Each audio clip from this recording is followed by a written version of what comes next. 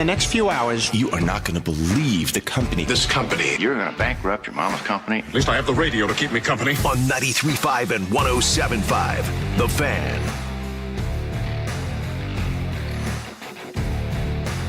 Eddie, do I have good news for you? I have good news and bad news for you. Good news and bad news for you. The good news, excuse me. You all right? Yeah, I don't know what happened there. The good news is Gary Gregg from the text line. I was exchanging messages with him last night, and he said, listen, Revenge of the Nerds is absolutely available from Amazon. And I said, no, I don't think it is, because they had a scene that is considered now to be, inappropriate, whatever else. It turns out that he purchased the DVD of it off Amazon. And I said, oh, I'm sorry, we had a miscommunication. We were talking about streaming. And he said, no, I bought a DVD, and I'm sending it to your station so that you and Eddie can watch together. And I said, well, here's the problem. And I could appreciate Gary Gregg being a little behind the times in terms of the way that one watches movies, because I'm also, I still have DVDs, but I'm like, I don't know that I even have a DVD player. Do you have a DVD player, Eddie? I do. So do you have it for your television? Because he pointed out laptop only, and I said that's where the bad news comes in. You and I are not going to be sitting next to each other close enough to watch a laptop, right? DVD. Yeah, I have a DVD player that I can plug into my TV. Okay. Yeah. So I may have to get you Revenge of the Nerds, and you can watch it. Laptop only? I've never heard about that. Well, no. What I'm saying is a laptop can play a DVD. Oh, okay. And if you don't have a DVD player, there's the way that you can ingest it. But we have that to look forward to, so there's that, right? Also, plenty of sports to talk about over the course of today. Good afternoon to you on a Thursday. My name is Jake Query. The other voice you just heard is that of Eddie Garrison. It's Query and Company here on 93.5 and 107.5 The Fan. And as I was thinking about today and the NFL Draft Combine, and the Combine is in full swing, and we know that Fernando Mendoza is likely the number one overall pick in the draft. I think that's a foregone conclusion. There have been no real surprises that I have heard of yet. Caleb Downs, I think, is out of Ohio State, is really, there are a lot of people that feel he might be the best player in the draft, but he doesn't necessarily fit the biggest need of the team drafting number one. And while I hate to say this, although there is a positive that comes from it, one of the things that comes out of the NFL draft each year, and I don't think that we've had this yet this year, is there is always that marquee prized player that something unusual, unwanted, or unexpected pops up on their physical or their medical that takes place. That's a possibility, and we have yet to see that so far this year, but it does typically happen. And sometimes it is unforeseen, but turns out to be a blessing, because you find out a player was in a dangerous situation if they'd continued playing, and now they have a medical need that is getting addressed. But as I was thinking about the Combine on my way in, and I'm driving down Pennsylvania, and I'm thinking about the NFL Combine, and I'm driving, and I keep seeing the street sign, Pennsylvania, and I'm thinking draft, prospects, analysis. And as I'm driving down Penn, I realize that if I shoot too far south, I'm going to end up next to Gainbridge Fieldhouse, and that's when the epiphany hit me. All of this talk about the Pacers and being fined and tanking in the NBA draft in pursuit of the number 1, number 2, number 3, or number 4 pick. All of this discussion and this talk about the NBA coming out and saying no, and Rick Carlisle coming out and declaring the Aaron Nesmith situation, and Rick Carlisle insinuating, not even insinuating, but basically saying flat out that the NBA suggested that Aaron Nesmith be, quote, medicated so that he can go out and play, presumably given some sort of a cortisone shot or whatever it may be, so he could go out there and play. And as I'm thinking about this, and I'm thinking about the NFL Combine, and I'm seeing Pennsylvania Street and all the signs saying Pennsylvania, it got me thinking about Philadelphia and the 76ers. The Philadelphia 76ers, proud franchise. Philadelphia 76ers, Julius Erving, Moses Malone, Wilt Chamberlain, Allen Iverson, Charles Barkley, Joel Embiid, the Philadelphia 76ers. And I thought, you know what? They had an entire three-year movement towards accumulating draft picks. And they weren't even shy about it. They publicly named it the process. This is the process, said the Philadelphia 76ers. They said to their fans, come watch the process. Yes, we suck and we're going to get beat by 20 tonight, but know that it's all part of the process. And they got good players, and they got Joel Embiid, and it was all, you know what? The process is paying off. Trust the process. Now, how is it that the Philadelphia 76ers can put together essentially a marketing campaign centered around a process? And I know that it's not like they were, they weren't selling T-shirts per se and outwardly boasting of it, but they kind of were outwardly boasting about it. They were telling their fan base that anything where they were falling shy was part of the process. So why does Philadelphia get to do that and nobody says a word about it? But Indiana, gasp, has a player that has an injury the night before against the Knicks or the game before against the Knicks, and thus is going to sit out a game against Utah. And bingo, send up the warning flags. And keep in mind, this is a franchise. The Indiana Pacers. This is a franchise that saw its hopes and its dreams of an NBA title essentially evaporate in the sound of this right here. You know what that is? Banging on a table? Banging on a floor. Tyrese Halliburton goes down and bangs on that hardwood in Oklahoma City like 3 times, and everyone knew in that moment what that meant. Yeah, they could have still won the game, don't get me wrong. But, and yes, they can still come back better or bigger or stronger than before. I get that. But don't you think of any franchise in the NBA, the one that is going to proceed with the most caution when there is a critical, not even critical, when there is an injury to a player that could remind them of what happens when you force a player, not force. In Halliburton's case, he wanted to play and they had to play him. But they knew. They knew in Game 7. Did anybody compensate the Pacers for losing Tyrese Halliburton because he played while injured and you knew there was risk? Did the NBA come and reward the Pacers $100,000 for doing something to medicate Tyrese Halliburton and allow him to play in the game? Did Indiana get some sort of an alternate trophy of did everything you could and laid it out all on the line? No. So why would you penalize them for having in the back of their mind that presence of mind of, gosh, we have to be aware and conscientious of what could potentially happen here, and we don't have anything now to play for. And I'm thinking about all of that and the hypocrisy of all of it and how it only goes to further verify my thought that it goes along the lines of the old NCAA quote that every time Kentucky breaks a rule, Austin Peay gets punished harder. And I was thinking about all of that, and then I thought, what if this was the NFL? Little bit of apples and oranges because the NFL is a more violent sport. I get it. The NFL has the possibility of more neurological injury. I get it. But what if the NFL did that?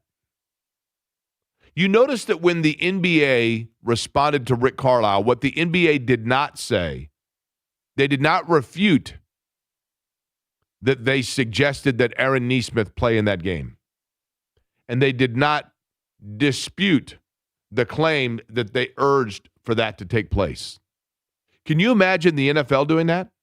And I'm not here to compare the NFL and the NBA in terms of one is right and one is wrong. What I'm saying is there is, however, I mean, the NFL has its own areas of moral shortcoming, don't get me wrong. But if we found out that the NFL, there was a player that had an injury, a concussion injury, any sort of a rotator cuff injury, whatever it was, and the NFL went to that team and said, we're going to fine you unless you give that player smelling salts and a shot of cortisone and send him back out, holy cow, would there be. It would be, that would be ugly. So where does the NBA think they can do that? Where is the NBA coming from in terms of this is what we're going to do and this is how we're going to discipline it? The more I thought about it, the more I thought indeed. And listen, this and $1 will get you a copy of the Star. I get that. How much is the Star now? Is it $1.75? I think it's $1.75, right? I used to say this and 50 cents will get you a copy of the Star. Now it's probably $1.75. But either way, what I'm getting at is I am 100% convinced. And I think people know I'm not some guy that just comes on all the time and plays like the favorite of I'm defending the local team. I've probably been as outspoken or as critical of all of the teams around town at different points as anybody. Maybe not more so, but as much as anybody when it's appropriate. I didn't think this was one of the cases. This is one of the cases where I think it is worth standing up and defending it because I think there is an inconsistency in the way it's being judged. Another element to add to this, Jake, I don't know if you saw this. Yesterday, it was announced that Lauri Markkanen of the Utah Jazz is undergoing an MRI for his ankle and hip injuries. It's also being reported that the NBA is sending an independent doctor to verify Lauri Markkanen's MRI. Now say that again. Lauri Markkanen, a star player for the Utah Jazz. Probably their best player, right? Yeah, I would agree. He is undergoing an MRI today for ankle and hip injuries. And it's also being reported that the NBA is sending an independent doctor to verify his MRI. So they can send a doctor to verify this MRI, but they couldn't send a doctor to come verify the Aaron Nesmith injury? Yeah, the Aaron Nesmith injury, they never, I shouldn't say they never did, but there has been no hint or mention of the fact of them talking directly to Aaron Nesmith, correct? Correct, yeah. No Aaron Nesmith, no Rick Carlisle did not appear to talk to anybody a part of the training staff. I did notice, by the way. Just Chad Buchanan and Kevin Pritchard. I did know that Aaron Nesmith last game, I should say, against actually Philadelphia, right? And Joel Embiid and the process. Trust the process. Don't condemn the process. Don't find the process, but trust the process. Celebrate the process. Nickname the process. Don't find it. We leave that for Indiana and Utah, not Philly, not New York, who was shedding salary all over the place in order to put their hat in the ring for LeBron James. Not New York, who was trading away players left and right and getting expiring contracts. None of that, right? Don't condemn that. Don't condemn any of that. But I noticed Aaron Nesmith in that Philly game was wearing, I think they were kind of like Louis Vuitton sweatpants. Probably. A little bit of glitz and glamour on them. Yep.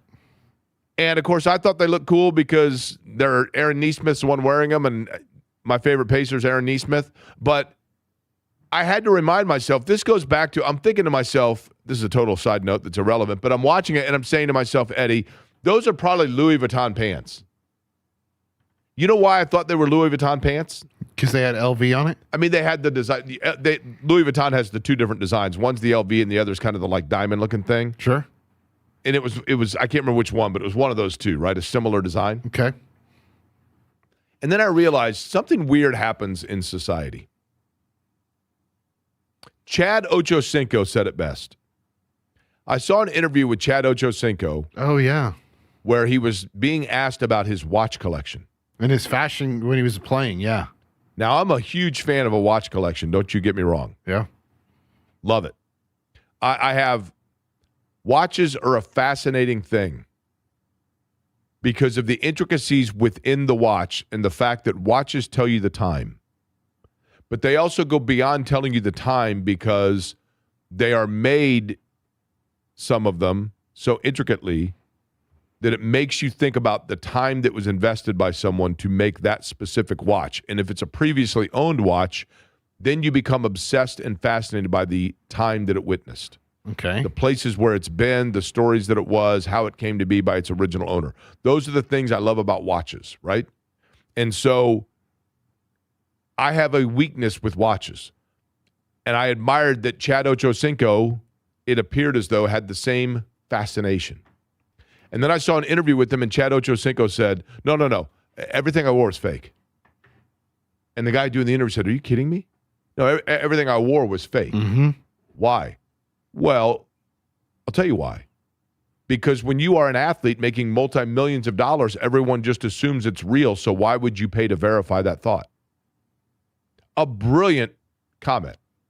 And that's where I thought to myself, I assume Aaron Neesmith is wearing Louis Vuitton pants because he's making $8 million a year. But they very well could be from Canal Street in New York, and they were $80. Very possibly. But no one would know the difference. So why spend the $8,000? And likewise, when you are the New York Knicks or the Philadelphia 76ers or the Boston Celtics, you can probably tank. And people just automatically assume that what's happening there is a regular part of brilliant management within the NBA because you are a legacy historic franchise that has history of great moments, great arena, or great banners. And so therefore, it's all just part of a process. But if you are Indiana or Utah, then you have to actually go out and pay the top dollar for it because nobody would think that you would, you know what I mean? Mm-hmm. It's just different. Mm-hmm. There are different standards, different rules that apply depending on where your status is. Now, Jake, you opened the show talking about the NFL Combine and how we haven't received kind of like that first, right? Newsworthy thing of like a player having like a heart condition or anything like that through the medical testing. But measurements have started, Jake. Oh, really? Yes. You remember a handful of years ago, Kenny Pickett had the widow hands. And here's the thing. A handful of years ago. Now, for most people, when you say a handful of years ago, you're talking 7, 10, 12 years ago. Mm-hmm. If it's Kenny Pickett, a handful of years ago actually was 2024. Because you can't fit many years inside his hand. Right. Right? Yeah. He's got widow hands. Yeah. So the first one. That's if I had widow hands like that, I would actually decline being worked out for that. The first kind of like, ooh, yikes, measurement is arm length. And this player is a lottery pick, probably top 15. Now, this was a weakness of Bernard Ryman, right? Braden Smith. I think Bernard Ryman too, though. And Bernard Wasn't Ryman, Bernard Ryman's weakness that he didn't have, he had alligator arms, right? This player has the third shortest arms of any player in his position group to ever participate at the Combine. Really? So he's got some widow arms. Okay. So basically what you're getting at is you don't want this guy, if you're stuck in the rain in New York City, you don't want him being the one hailing down the cab. Correct. Even though it's all Uber now in New York. Uh-huh, yeah. Ruben Bain of the Miami, Florida Hurricanes. 30 and 7/8 inch arms. Third shortest ever in Combine history for an edge rusher. Who were the other two? I mean, because I don't know. What would it be? Can you imagine if they say, oh, no, he has the third shortest arms of an edge rusher in NFL history. Then you say, well, who are 1 and 2? Michael Strahan and Dwight Freeney. Okay, well, yeah, that doesn't seem to be a stat that really matters. Although it does seem at that there are some positions where I become a complete skeptic. And I'm like, come on, really? I mean, am I overly worried that, Quentin Nelson doesn't have a 42-inch vertical? I'm not really worried about that. But there are some positions where the weird stats like that do have some level of application about it, and that's probably one of them, is it not? Yeah, obviously, because if you're an edge rusher, it's all about who can attack first, whether that is the tackle with their arms and reaching out or the edge. And if you have shorter arm length as an edge guy, you're going to get contacted a lot with that first jab for a left tackle or a right tackle. Well, and the other thing, too, if you've got a shorter reach, you're just covering that much less space, right? Yeah, that's another way to put it. By the way, did we see that, speaking of the NFL, did I see that now it appears as though the Bears are staying in Illinois? I don't know. Until I see something official, I just kind of okay. Like this is like literally watching a tennis match, right? It was, yeah. You know what I mean? For a while there, Indiana was serving, and it was deuce or advantage. It was advantage. Right now, it's back to deuce, and now, or maybe even advantage Arlington Heights. Well, it's deuce, and then it's advantage. That's what I mean. Yeah. It was advantage Indiana. Then all of a sudden, it was like maybe it's deuce, and now it seems advantage Arlington Heights. Yeah.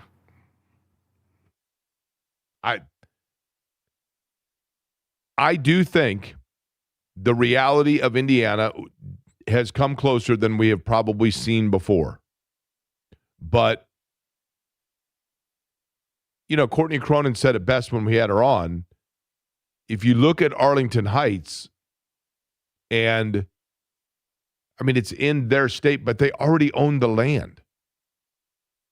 And if this is going to be, because I am the eternal skeptic on this stuff, okay? As the eternal skeptic on this stuff, I am always convinced that in the end, there are hidden public tax dollars involved. I'm always convinced of that. And for that reason, while yes, it would be cool to see a second NFL team in the state of Indiana. And yes, I guess if you want to convince me of this, Hammond or Crown Point or Merrillville will have this huge economic boom from all of these people that are coming in, and even though they're going to see their beloved Chicago Bears, they're not going to actually drive into Chicago. They're going to stay instead at the Wolf Lodge in Valpo. Okay, sure.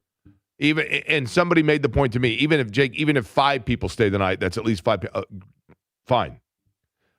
I am still convinced, however, and unfortunately, that scenario does reach into the pocketbook of Indiana taxpayer. I have not read the fine print on the bills that have been passed and et cetera, but it would stun me if that was not the case in any way, shape, or form, right?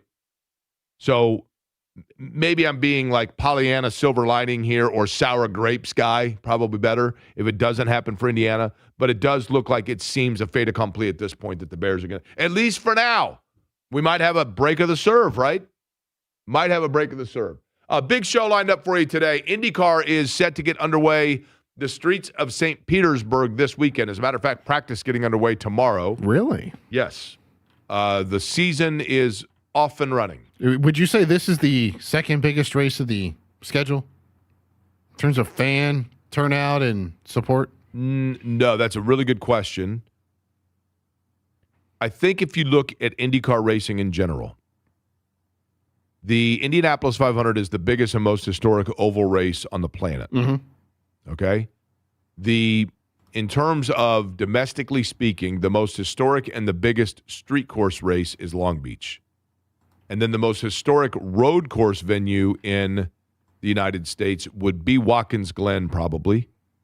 Mid-Ohio and Road America are close to that.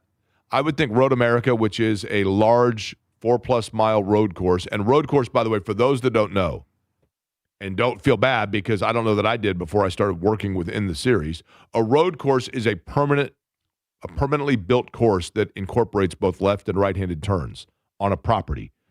A street course is a temporary course that utilizes actual city streets of its location. So I would say Long Beach is the second biggest race of the year in attendance.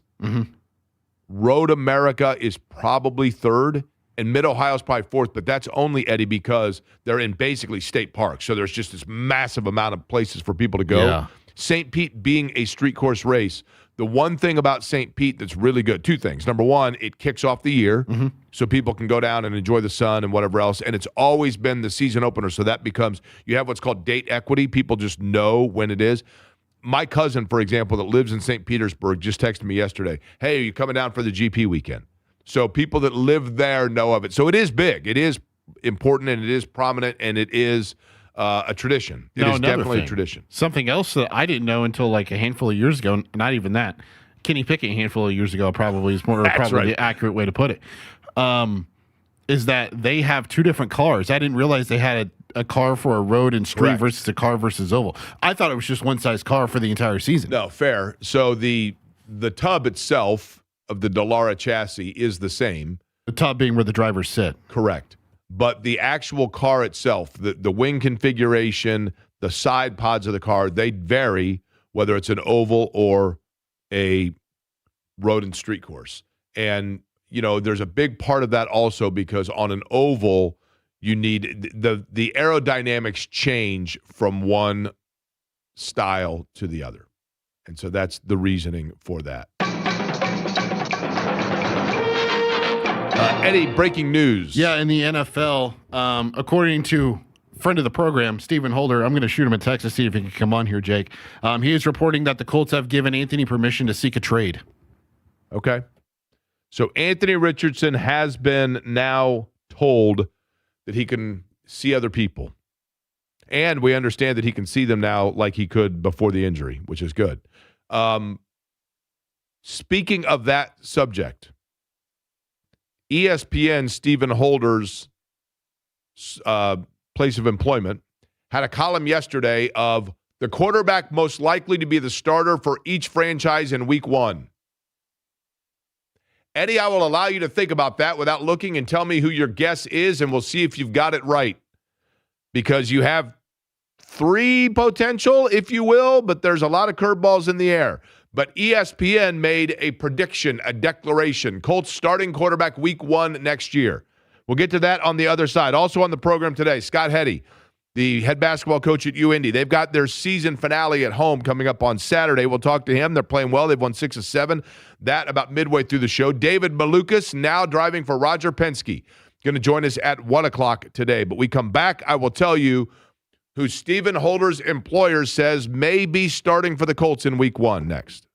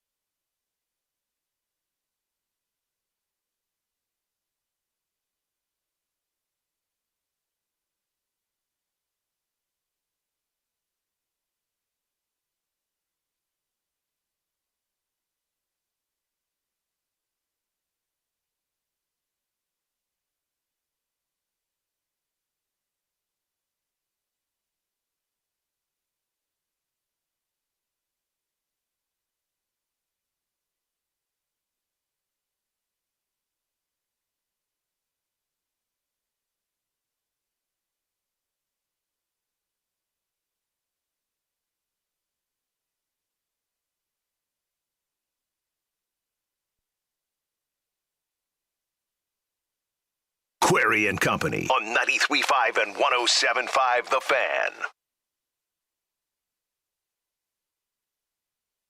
Okay, before we get to what I was mentioning about the ESPN article of who could start at quarterback next year for the Colts, let's get right to the guy who just had that information that is out. Joining us now on the Java House Cold Brew Coffee guest line, Stephen Holder with ESPN. Stephen, you say that the Colts now have officially said to Anthony Richardson that he is free to talk to other people, right? That is correct. There was a meeting with his representation today at the Combine, and that was expressed to them that the Colts would be fine with that. So the next phase of this will be, I guess the representative, I assume, the agent, doing some work on his side in terms of trying to seek out, the teams that might be interested. And then, you play matchmaker to some degree. And then, it can also go the other way. If there are teams that now hear this news and may be interested, they could reach out. So we'll see what next domino falls. Stephen, I hate to ask it this simplistically, but to an extent, and it makes it sound like I'm picking on the Colts. I'm not per se, but some of this, isn't that the responsibility of the Colts? I mean, why is it Anthony Richardson's responsibility to find, or is it more so, hey, if there's a team that's the best situation for you, see if they have interest, and then we'll try to work something out? I think it's the latter. Yeah, I think it's the latter. So they're actually, by doing it this way, you're kind of actually playing to the player's preferences a little bit, as opposed to trading him to, and not saying this won't eventually happen, I don't know, but if this were to work out in an ideal way, the player and agent would find a suitable location you'd want to go and somewhere you'd want to be, and then you would bring those teams together. So what it does is allows the player to kind of control the process a little bit, which is favorable to the player, to be honest. So when you look at it from that perspective, it's not a negative, I would say, for Richardson here. Does this give us any indication, or is it not in any way attached to where we would believe this means the Colts feel they are in re-signing Daniel Jones? I wonder about that. I didn't get that answer directly, but I think there is. I think it's implied. Yes, I think you would have to say it's implied, because there's no benefit to doing it now versus a week from now if you were really nervous about that situation. You know what I'm saying? So I would say that's a pretty good thing to speculate based on this news. Yes. What do you believe Anthony Richardson would get in the open market? If the Colts are able to find a trade partner, Indianapolis would seek what in return? Well, I think you're looking at it's not going to be it's not going to be a rich pick for sure, pick or picks, but I think what you're looking for is some compensation that's mid to lower round, just because there's a lot of uncertainty there. He's not a starter right now. He could become one maybe, but he's not a starter right now. He's a guy who comes in and competes. But that's kind of how I look at it. So I would say I look at some of the other quarterback trades that have happened in recent years. If you look at, I'm trying to think, Kenny Pickett, if I'm not mistaken, I think he garnered a 4th-round pick in one of the past 2 trades. He was traded twice, I think, in the last couple of years. One of them, I think, was a 4th or 5th-round pick. I think that is kind of, maybe that's the ballpark. I don't know. We'll just have to see. I would say this. A couple things work in his favor. It's not a good year for quarterbacks in this draft. Certainly not a great year in free agency for quarterbacks. So if you're looking to address that position, you don't have a lot of ways to do it. So all of that works in Richardson's favor and in the Colts' favor. So, that helps to some degree. Stephen, I know you got to run, but I wanted to sneak this in before you go. You were stuck, with travel issues because of the snowstorm on the East Coast. I realize that. So you must say the first day of the Combine. But there was an article, don't say who it was, but there was an article on ESPN, your employer, yesterday, listing who could potentially be the starting quarterback week 1 for each franchise within the NFL. I was surprised by who was listed for the Colts. Without saying the name of the quarterback, was that your contribution, or was that something that was done externally within ESPN in terms of who wrote that? No, I don't believe that's something I contributed to. So no, that I do contribute to a lot of different pieces across the site that concern the Colts, but that one that was not one. Okay, good, because I'm going to make fun of it. Okay, feel free. All right, Stephen, I appreciate it. I know you're jammed up, man. Appreciate it on short notice. All right, you got it. All right, Stephen Holder joining us on the Java House Cold Brew Coffee guest line. So that means, Eddie, you got yourself 10 more minutes to think about it, because I'll tell you on the other side, the quarterback that ESPN says, lot to take in right there with Anthony Richardson, but also the quarterback that ESPN says will be starting for the Colts in week number 1, even if Daniel Jones is on roster. With that in play, I'll tell you next.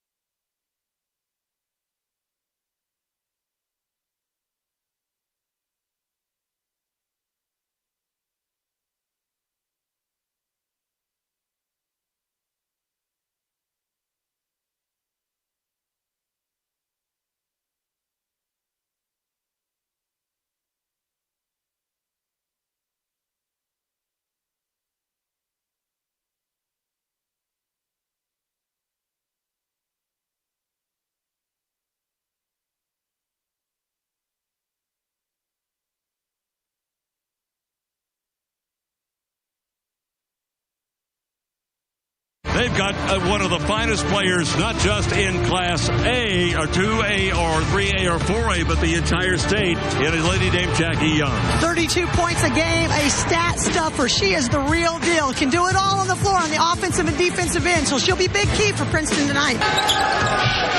Minute 45 to go in the first quarter of play, this 3A championship game. Here is Young getting inside.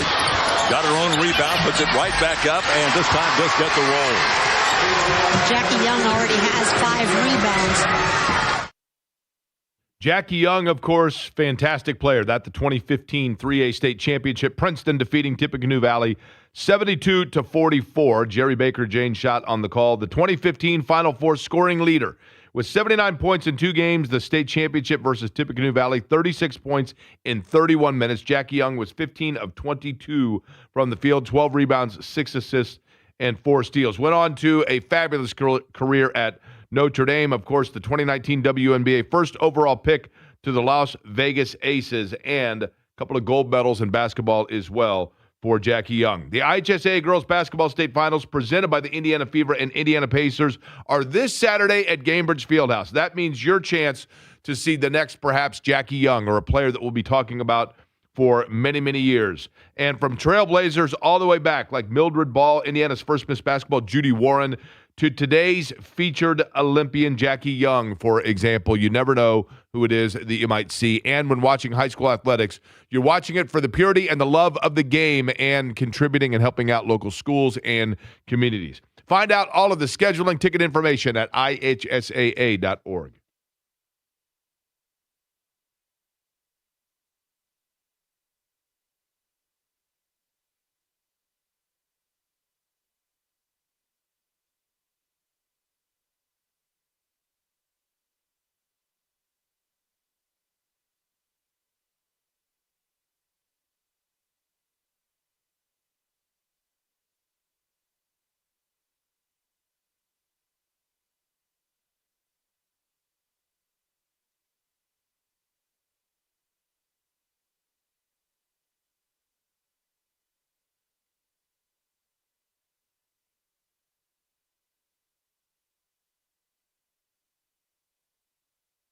This is Query and Company on 93.5 and 107.5 The Fan.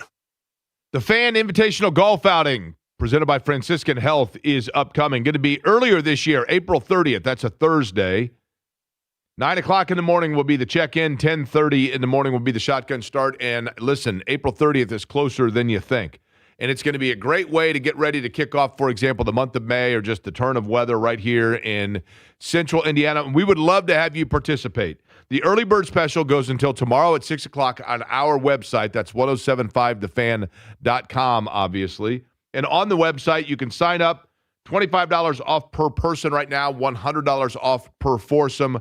We would love to see you, whether it's friends, colleagues, whatever it might be. Going to be a great day of golf. We'll be broadcasting live out there. You can meet all of us and hang out. There will be health and wellness tables there from Franciscan. Our friends at Franciscan have been such great partners just in terms of men's health, cardiovascular health, all of it. It is an honor to be partnered with them, but also for this event down at the Legends in Franklin, a great golf course, and we hope to see everybody there again on the website, the early bird special, until 6 o'clock tomorrow. Okay, so ESPN.com, they do this a lot, right? And I get why they do it. They do it because it generates conversation, which is exactly what it's doing right here. But, Eddie, I would like for you to guess. Now, you did not cheat. You did not look, correct? I saw it yesterday. Thanks for playing along. I'm an honest man, Jake. Okay. I'm not the NBA. So, ESPN predicted who will be the starting quarterback for each franchise in week number 1. And it did go under the caveat that, in fact, Daniel Jones would be a part of the Colts. But they predicted that Daniel Jones would not be ready to go right away. And Riley Leonard, of course, would be their backup because Anthony Richardson, we now know, if you're just joining us on the program, Anthony Richardson has been given permission by the Colts to seek a partner in a trade. But right here is the guy that they say could be starting for the Colts next year. How much you want to make a bet I can throw a football over the mountains? Yep. Yeah. If Coach would have put me in fourth quarter, we'd have been state champions, no doubt. Uncle Rico, baby. Bring back Gardner Minshew. Gardner Minshew. Now, Eddie, do you actually believe that the Colts would call up Gardner Minshew and re-sign him and bring him back in a backup situation if they believe that spot starter is important? Maybe, because it would all depend on their level of confidence in Riley Leonard. And based off of what Chris Ballard said to the morning show yesterday, they sound fairly confident and okay with him being their backup quarterback. Here's the thing. Backup quarterback. Now, you can't use the Jake Query bad analogy sounder for this because this is one of my better ones. I agree. Backup quarterback in the NFL, everybody's heard me say it 1,000 times. It's a donut tire. You're driving on the interstate. You're taking a road trip from here to Kansas City. You get somewhere around Effingham, your tire blows out, and you put that little donut tire on. That donut tire is perfectly sufficient to get you another 20 miles until you get to Effingham and can get to whatever place you need to put your tire on. But if you try to make it all the way to Kansas City on the donut tire, you're going to run into some real problems. And it's going to slow your trip down drastically. Same thing with backup quarterbacks. I have always felt that your backup quarterback should be somebody that you feel gives you a legit chance to win for any stretch of up to 4 games. But there are certain quarterbacks that once you get 4 games or beyond and they have seen enough different defensive looks and teams have reevaluated the tape on them and figured out that there are certain plays that you're not running because that quarterback's in there, then it becomes easier and you hit a wall very quickly, and it's usually a 4-game max. So if the Colts believe that Daniel Jones is not going to be healthy, let's say, until late October, and he's going to be out 5 to 6 games, then maybe you do go out and get a Gardner Minshew to fill that void, because a Riley Leonard, while a very promising young player, and we saw him play at the end of last year and looked pretty competent and looked good. But Riley Leonard in that situation, if they know, hey, listen, if we've got to put him in for a game or 2, maybe a 2-game stretch, Daniel Jones tweaks his wrist and it's bruised and he's going to miss 2 weeks in November. They may feel confident with Riley Leonard in that situation. But if they feel like, and especially at the beginning of the year, when you've got to get some wins there and it may be a month or so before you fully feel confident of Daniel Jones coming out, then maybe you do go and get a guy that allows you to expand or open up the playbook just a little bit more. And a guy that has familiarity with some of the weapons that you have. And so therefore Gardner Minshew would fit that bill, if you will. So I could see that, right? But I almost feel like, Eddie, people would be more excited to see Riley Leonard than they would Gardner Minshew, even if Minshew gives them a better chance to win and sustain. I would probably agree with that, and I think a large part of that has to do with the fact that he's from Notre Dame and you want to see him succeed. That's what I mean. And he's a younger guy, and, I think people were encouraged by him last year. Very limited dose, albeit, right? And for those that may be asking, and they're screaming at their radio like, hey, this guy tore his ACL, talking about Gardner Minshew. On January 28th, Adam Schefter reported that, as it turns out, Chiefs quarterback Gardner Minshew did not tear his ACL as initially feared. It turned out to be a bone bruise that did not require any surgery, and Minshew didn't suffer any long-term damage to the knee, and he is already back in full strength as he prepares to head into free agency. So he'll be fully healthy with whatever team that he arrives to at training camp. Okay, here are the franchises that they were saying could have a new face under center in week 1. Cleveland, Kyler Murray. Okay. That would mean Cleveland then has a quarterback room with 9 people in it, right? Yeah, and that would have to be, I wonder how much percentage of the cap that would be between Kyler Murray and Deshaun Watson. Well, the Deshaun Watson thing is undoubtedly. Cleveland is tight on cap space due in large part to quarterback Deshaun Watson's contract, so I would expect the Cardinals to eat some of Murray's 2026 money in exchange for a Browns draft pick, is what they're saying. Shedeur Sanders is obviously in the room as well. At one point, they had like 9 quarterbacks last year. Yeah. The Dolphins, Malik Willis. Malik Willis has had kind of this resurgence, if you will. Mm-hmm. Where Malik Willis was a guy that, and some of that was, do you remember when the Colts went in there to Green Bay and it was like, oh, this is an easy win. Malik Willis is quarterbacking? Yeah. But he's played well in spot moments since then, has Malik Willis. If I remember correctly, Anthony Richardson started that game for Green Bay. DeForest Buckner suffered a fractured ankle in that game. He left after already being limited with an ankle injury, then ended up fracturing it, missed I think it was like 6 to 8 weeks for the Colts, and he comes back later in the year. But in that game, Josh Jacobs ran for almost like 200 yards. They ran the ball down their throat. Yeah. Okay, Kirk Cousins in Minnesota. This would be, doesn't it feel like this would be his 7th stint in Minnesota? I know it's probably only a second, but. Talk about a guy that has been, non-successful in the playoffs, but he has been one of the best quarterbacks, and shout out to his agent, at getting paid. You're right. You're right. Spencer Rattler for the New York Jets. Oh, interesting. Isn't that the white flag on your career? What's that? going to the New York Jets. Maybe. I mean, I get it, but early season injury stand-in Gardner Minshew again for the Colts. Others that they have mentioned in that situation, Marcus Mariota in Kansas City. It's Mariota. It's been Mariota for like 20 years, and all of a sudden now it's Mariota. Yeah, it was Bobby Okereke, and then he changed it to Okereke after 4 years. Antoine Bethea was Antoine Bethea, and then Bethea, and back to Bethea, and then Bethea again. Yeah. Now it's just Antoine, or AB. Wasn't Carson Wentz in Kansas City? Carson Wentz was in Kansas City. You are correct. And then Arizona, Jacoby Brissett again. There's another guy that fits into your Kirk Cousins category, right? Yeah, I wonder if oh, yeah, that's right. In Arizona, yeah. Just keeps getting paid. Yeah. See, if you're just a good guy with great leadership qualities, I think that's true. You can stick around, whether that's the NLB, the NBA, NFL, or MLB. The Etuan Moore rule. Yeah. Right? Be a good player and hit your mid-range shots, and you're going to be good to go. You're going to be good for a while. This weekend, IndyCar in St. Pete. It is the season opener. Big change in IndyCar. That in the form that Will Power is now with Andretti Autosport.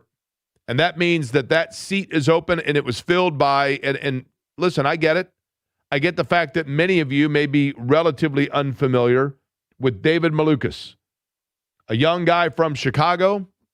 His father owns a huge company in Chicago. His parents are of Lithuanian heritage, but he came up through the ranks, raced in Indy Lights, now known as Indy Next, worked his way through a number of different teams, had a big opportunity with McLaren, never got a chance to race with them because he had a wrist injury that took place during an off-season bicycling accident, had to kind of regroup and regather himself, showed a lot of promise, and now in one of the most desired seats in all of motorsports. And David Malukas is going to join us other side to kick off the 1 o'clock hour here on The Fan.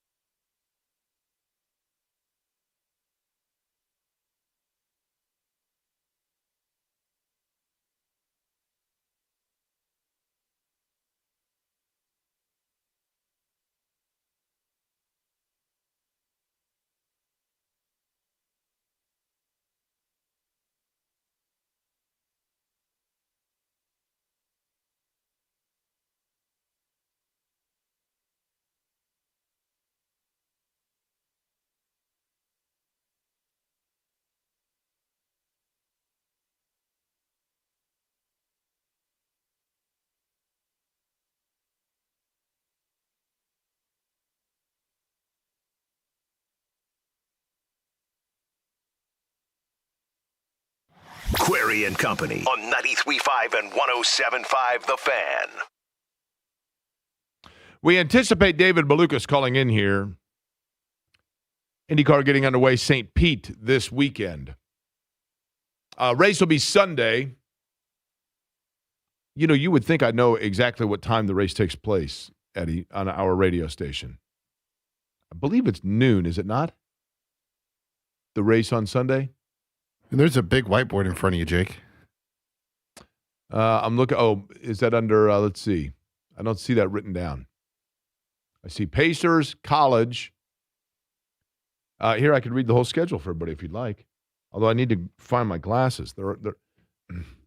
I see the 1A, 3A. Oh, Sunday, IndyCar. There we go at the bottom. St. Pete, 11:30 a.m. pre-race. Race gets underway at noon for IndyCar. Thank you for putting that on the board up there. It does become, you know, a bit of a humbling thing when you get older and you realize that, you know, I probably should get my eyeglasses. Somebody who is not older, rather, he is one of the young rising stars within the NTT IndyCar Series, and he has one of the top seats within the sport. David Malukas joining me now on the Java House Cold Brew Coffee guest line. David, first off, welcome to the program. Thanks for the time. And I assume you are already in St. Pete, or does that, because everything gets underway tomorrow, right? Yeah, well, firstly, thank you for having me. I did actually just get to St. Pete, so I literally just got into my RV here and trying to get everything sorted, and, you know, everything's still from last season, so still getting acquainted, but things are just starting to kick off right now. You know, for you, let's go back to this. You have been, and all the way back to, you know, I remember when you were running in, you know, Lights, Indy Next now as we know it.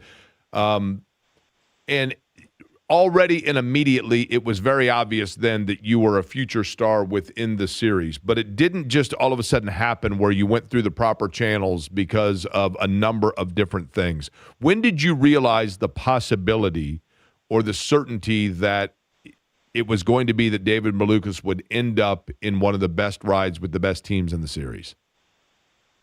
Well, I don't think there was ever any certainty towards it. I think that's what makes it so special. I mean, for me, even coming out of Indy Next and getting into IndyCar, I had a heck of a few years going up and down, left and right through performances, but also through different injuries and signing with different teams. And I mean, at this point, I'm 24 years old, multi-year here at IndyCar. But I've already explored almost like half the teams in the field through everything that's happened and occurred to me. But like I said, I think everything happens for a reason. And I learned so much throughout that process. And I think because of the way things played out, I became a better driver. I learned what I needed to learn to be at this top team and obviously achieve 110% of myself to make it here. But nothing was ever guaranteed on that pathway or certain. It all kind of just played out and things really connected. So, I mean, if you would have told me 2 years ago I would be at Team Penske today, I mean, I would think you'd be having some fever dreams.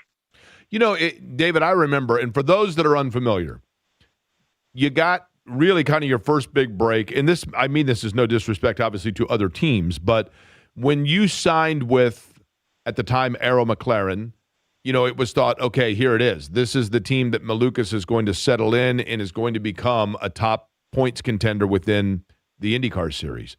And then you had the injury to your wrist in I believe it was a bicycling accident, if I'm not mistaken, but that knocked you out. And you were out for an uncertain time, and it kind of became a week, became a month, became a number of races.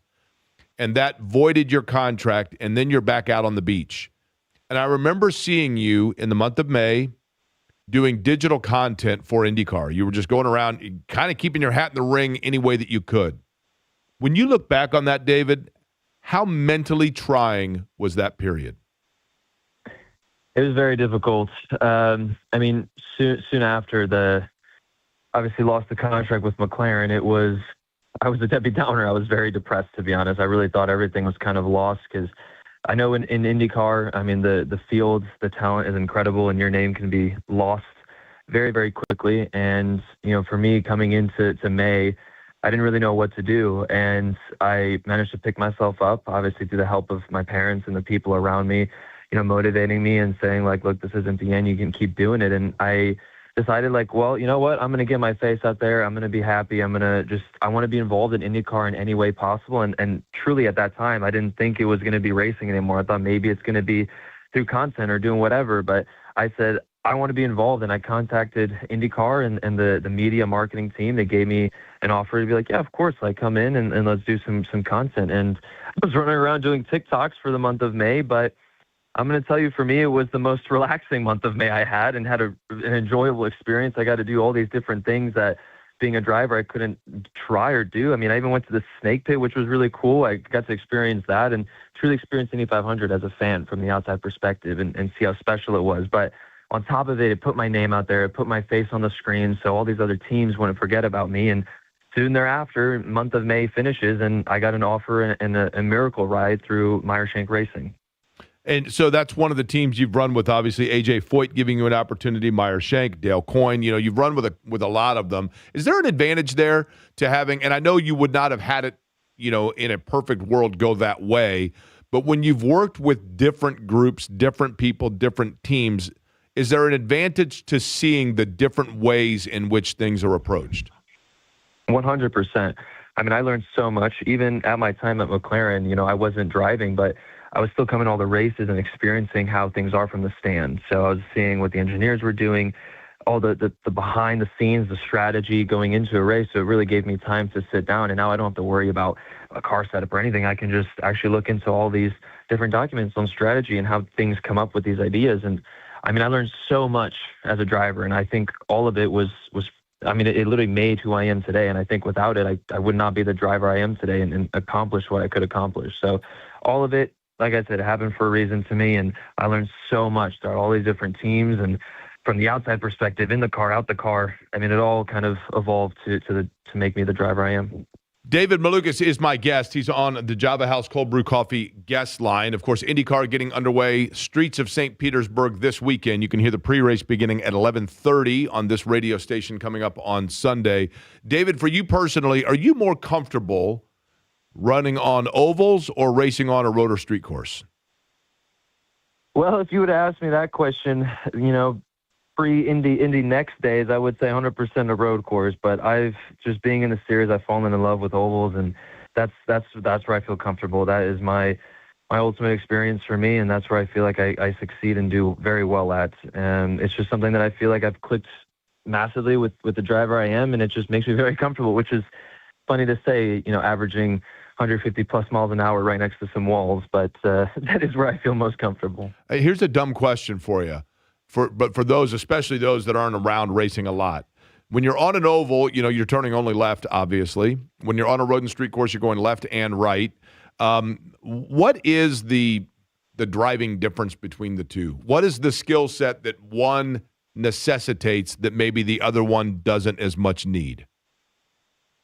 Well, with ovals, it's, I mean, there's no break really. You know, in a road course, you have a few straightaways. You can mentally reset and recalibrate yourself that, okay, now I'm going to go into sector 2 of the track where you're going to have, you know, 20 seconds to focus on there and to kind of recollect yourself. Even in a race, every lap, you have straightaways to, okay, take a deep breath, figure out my tools. All right, we're good to go. When on an oval, I mean, it's constant action. I mean, you have a straightaway, but even, let's say like Phoenix, for example, we have a dog leg, so you're still churning. You're constantly going. I mean, we're doing 20-second lap times over there.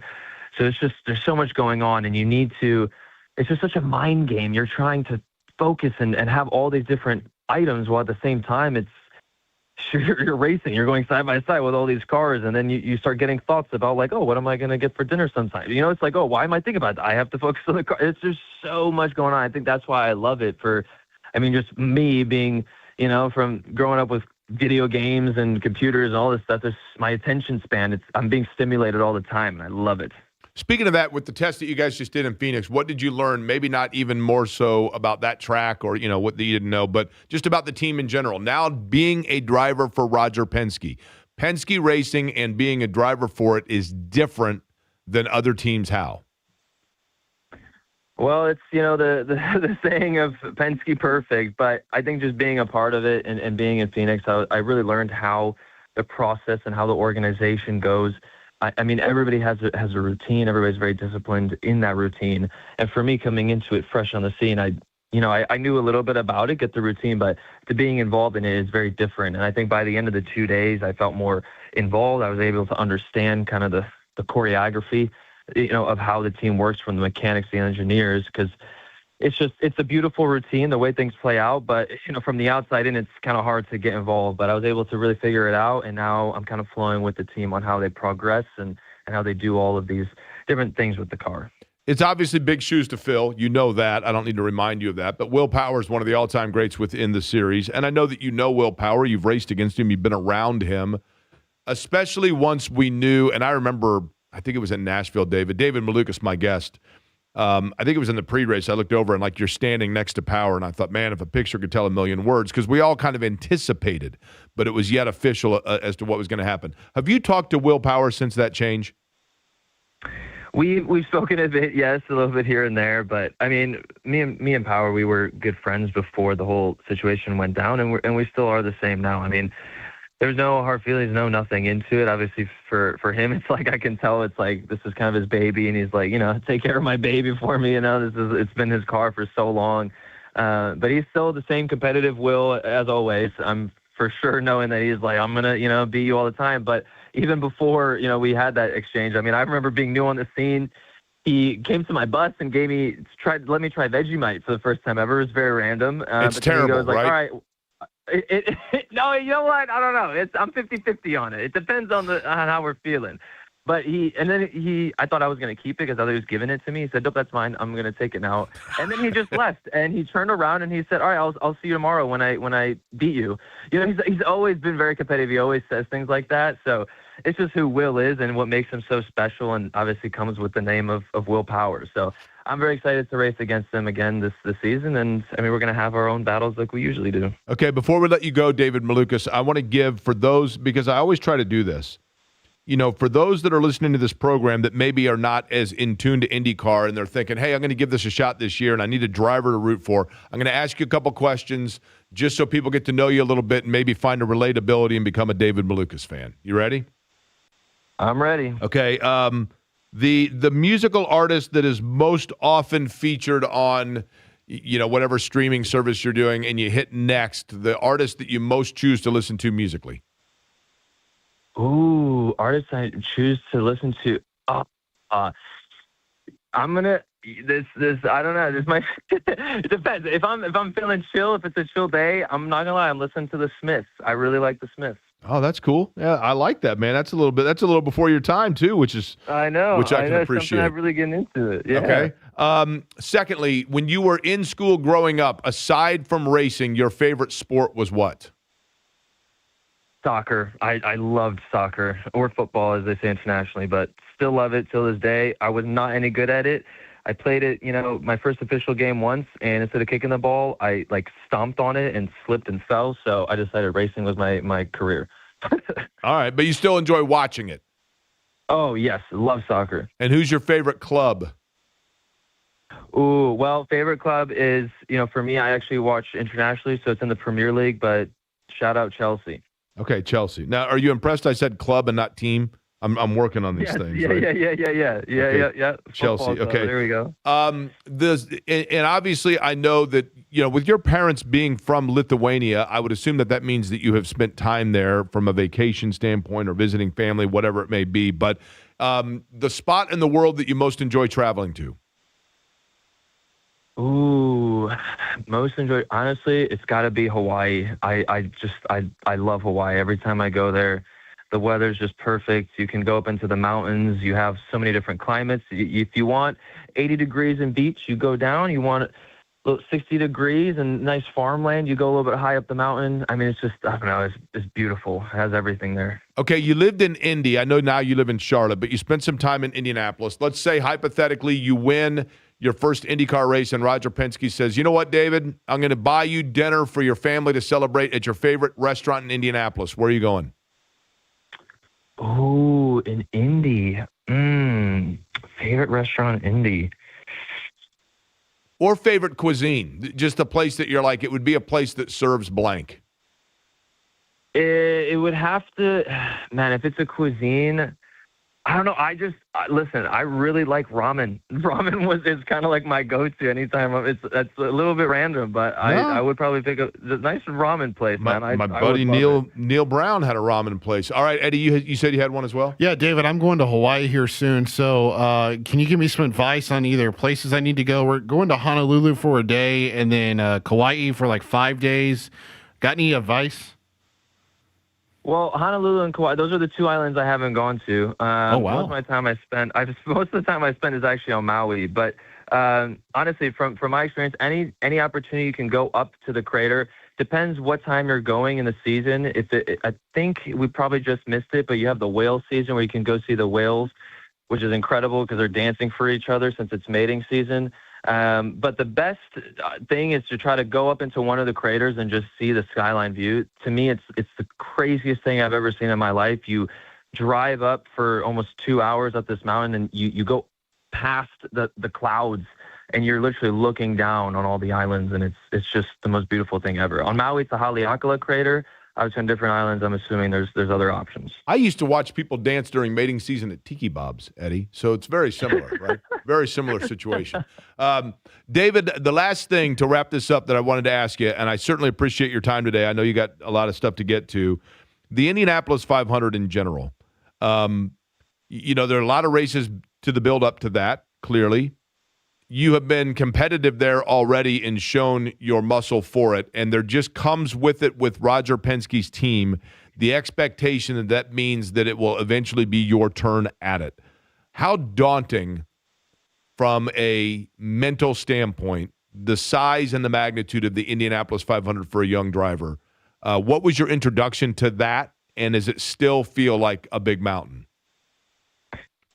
I'd say no because, I've kind of come to the conclusion where I agree with the saying, and I feel like what a lot of drivers pursue is when you think about the Indy 500 and trying to win it, of course, being at Team Penske, it's that, something that you got to strive for. It's like the number one goal for anybody, really. But that saying where they say that the track chooses its winner, and I kind of go into it saying, like, I'm going to go out there, I'm going to give my 110%, give everything that I know, my knowledge, my racing skill, everything. And as long as I finish that race and I know I gave it my all, that's pretty much all I can do. And if I don't win it, well, the track didn't choose me yet, and it's going to choose me at some point. So I go in with that mentality to keep, obviously, the mind calm so it doesn't dawn over me, because that's normally when the mistakes come out. He's led laps in 128 NTT IndyCar events, 16 top 10s, 5 top 5s, and I've got a feeling the wins are about to come for David Malukas, who will be driving the number 12 Verizon machine for Team Penske coming up on Sunday in St. Petersburg and throughout the course of the season in St. Pete. David, as I always say, best of luck over the course of the season, but most importantly, have a safe year, all right? All right. Thank you very much. David Malukas joining me on the Java House Cold Brew Coffee guest line. Really good dude. And grew up kind of a Bears fan as well. But now we know the Bears. I think the Bears are staying in Arlington Heights. At least it appears that way now. But we shall see. But nonetheless, I think it is funny to hear him talk and realize he's 24 years old. And how about him dropping in? It's mating season for the whales. That's something you would know. And they dance for each other, right? Right. That's impressive, right? I mean, that's impressive right there. So, Eddie, you know what we call those, Jake? We call those brain droppings. That's right. Let me ask you: you're going to Hawaii when? In May. In May. In May. Now, let me tell you here's my one little Hawaiian lesson for you, okay? Okay. Now, I think I've told you this before, but I'm going to tell it again. My buddy and I went one time I've been to Hawaii once in my life. My buddy Matt Jacklin won. He lives in Denver. We grew up together. Jacklin won a matter of fact, at his radio station that he listens to in Denver. Now, this was years ago. But he won the radio station fantasy football, citywide Denver Fantasy Football Challenge. And the prize was a trip for 2 to the Pro Bowl, right? And so he wins the trip. He's dating some girl, and literally like 3 weeks before the Pro Bowl, they break up. So he calls me and he goes, "Do you want to go to the Pro Bowl?" Yeah, okay, let's go. He goes, well, you got to fly to Denver because we're flying out of here. I go, okay. So I fly to Denver. We fly to Hawaii. We land at we land in Honolulu. It is the one place I've ever been to that looks like the postcards. The sky is as blue as you'd imagine. The water is perfectly clear. I mean, it's like it's room temperature. It's amazing. It literally is amazing. I was only on, and I'm such a moron. We already knew this. I know. But this is the first time. No, Eddie, the difference being, this is the first time I realized it. Oh, okay. So I don't think it is. So I'm in Hawaii, and I literally thought that the Hawaiian Islands were like the Keys. I thought you could drive. I'm like, hey, do you want to rent a car and like drive to Maui? Well, they're all like 2-hour flights from one another. There's on the island of Oahu, which is what Honolulu is on, you can see on a clear day, you can see like barely see on the horizon the coast of, I think it's Hawaii, the big island, or whatever the next island over is. At any rate, we have no idea what to expect. So we land, we get a cab to take us to the hotel. We get out, we're walking towards the hotel, and these two very attractive girls walk up. Our age. I mean, I was probably this was the Pro Bowl year of the Peyton Manning liquored up kicker that ran his mouth comment to Lynn Swann. And so I parlayed this into the opportunity to cover the Pro Bowl so that Channel 6 would let me out of work to go. And so I went and covered the Pro Bowl, and it turned out to be gold because Manning's comments were the story of the Pro Bowl, and I was there to cover it. But we land on like a Thursday or whatever. The liquored up kicker? What's that? The liquored up kicker comment? Yes, that comment that he made. Listen, Al and Dan. I mean, I'm going to go in here and throw a touchdown to Jerry Rice, and we're talking about our liquored up kicker, our idiot kicker that got liquored up and ran his mouth. And this guy's ruined kickers. I mean, I'm out here with Akers and Vinatieri. These guys are great guys. It was that interview. So at any rate, Jacqueline and I are walking to the hotel, and two very attractive women our age walk up, and they're like, hey, guys, what's going on? Like, not much. I mean, it looked like this outside, okay? It was 2 o'clock in the afternoon. We're just going to our hotel. Oh, what do you guys got planned? We just got in town. We have no idea. Never been to Hawaii before. Well, you just want to get like a couple of beers or whatever and hang out, and we'll just spend the day together? And, of course, I'm thinking to myself, this is the greatest place known to me. Jacqueline's girlfriend just left him, right? I'm like, this is the greatest thing ever. No Shannon or Emily yet? No, this is way pre all that, right? Okay. So we're walking towards the lobby of the hotel, and the girl says, well, just when you check in, get an extra key and just hand it to us, and we'll go around the back and go up the side staircase. And I said, or you could just come in with us. Oh, no. The security won't let us in there. I said, what do you mean the security won't let you in here? She looks at me and says, you realize that you're paying for this, right? Excuse me? You're paying for this. Yeah, no, I don't think we are. So the other one looks at me and says, oh, so you're going to be a party pooper. Well, I guess I am. So they leave. That's when I had the epiphany. The Pro Bowl is not only the collection of the greatest football talent in the NFL, at the time back then when it was in Hawaii, it also was the emergence of the best companion talent that would come in from Vegas and LA and whatever else, and they would all converge on the Pro Bowl. And so anyway, it became fascinating to witness all of this everywhere that you went during the course of the week of the Pro Bowl, and neither Jacqueline and I did partake. But the last night that we were there, we were leaving, true story, and we're going down the elevator, and it stops on like the 18th floor or whatever, and the doors open, and lo and behold, it's one of the two girls, and I'm like, and her hair's tousled, and I'm like, oh my goodness. She looks right at me and says, and I quote, not everybody's a party pooper, and looks to make sure that we push the lobby button, and that was it. But Hawaii is fantastic. If anybody is going to go, Honolulu is obviously a city, but it's on the main the island of Oahu. And one of the things we did, which was one of the best things, Jacqueline looked it up somewhere, best things I've ever done. We rented a Jeep one day and just drove. You know, the island of Oahu is like the size of Marion County, basically. Waikiki and Diamond Head is down, like, I think it would be the south, maybe. I don't know the directionally, but it's on one corner. I think it's south. But the North Shore is totally almost uninhabited because it's rocky and it's the water's treacherous. So we rented it. We drove through the Dole pineapple plantations, which are the middle of it, up to the North Shore to see all of that. And it was all of it was absolutely beautiful and majestic. Loved it. You will absolutely love Hawaii, no question about it. UIndy has their home finale in terms of the regular season coming up this weekend. They're playing good basketball, and the guy that's coaching them has been coaching at a number of different stops throughout central Indiana. Scott Heady joins us next.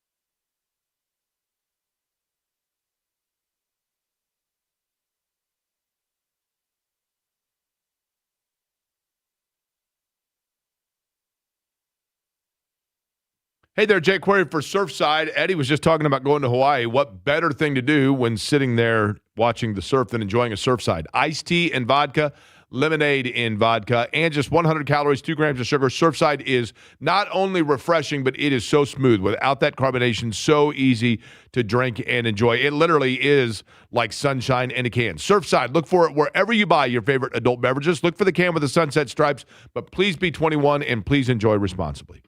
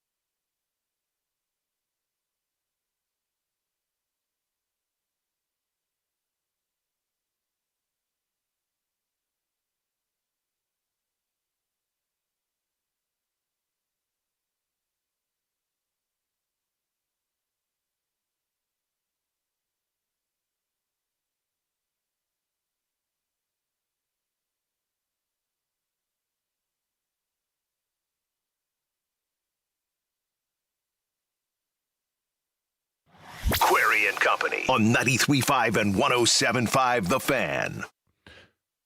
One of the great arenas in basketball in the area, really statewide, is on the campus of UIndy. That kind of cool. You walk in and sink it down. I remember going there as a kid for the Science Fair regionals, but it's always fun to watch a basketball game there, and it's going to be the final time in the regular season that the Hounds of UIndy will be playing on Saturday, but there's basketball to be played before then. Tonight at Truman in the suburban St. Louis area, and joining us now on the Java House Cold Brew Coffee guest line, he is the head basketball coach for UIndy, his alma mater. Scott Heady joining me on the program. Coach, how are you? I'm great, Jake, and I appreciate you having me on. You were talking about Nickerson Hall. It hasn't changed much. I played in the 80s, and they kind of kept it, kind of the same. I mean, it's still the same look, but a great place. Well, and that's a great place to play. That's kind of the magic of it, in addition to the fact that there's just not a bad seat in the house. And I've always said, especially one of the things I've always enjoyed, Coach, be it football or basketball, is just how kind of the South Side community of Indianapolis also comes out to support. And so if you're going to take especially young kids a chance to watch college basketball at a family-friendly price, but man, there's not a bad seat in that joint. No, there's not. And our administration is doing a great job of trying to, bring in not just the South Side, but other areas of Indianapolis. And so we're, our fan support is growing, and our administration is doing a great job helping with that. Well, and before we get to, the way you guys are playing, because you won 6 of 7, things are going well for you, and I want to get into that. But I was curious of this, since you mentioned all areas of Indianapolis. Obviously, a lot of people are familiar with the fact, from a high school standpoint, you spent a lot of time coaching at Carmel. Then you go to the west side because you were at Marion for a while there. When you coach basketball at the high school level and then, say, the NAIA level and then the Division II level, is there really any difference in whether it be schematically or approach or whatever it may be? Does the coaching aspect or the strategy change at all with a change in level? Somewhat. I think when you're talking about Indiana, you've got some really good high school programs and coaching in Indiana. That's number one. But I think obviously the shot clock, that was a change, playing with a shot clock.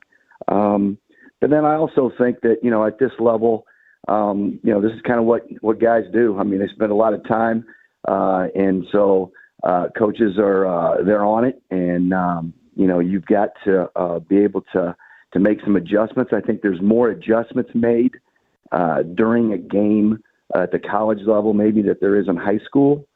I think the other is you're going to usually have 5 guys on the floor that, when you're playing against a team, they can play. In high school, you may not, hey, we're not going to guard this guy. We're going to do that, because they may have a couple guys that really can't make plays.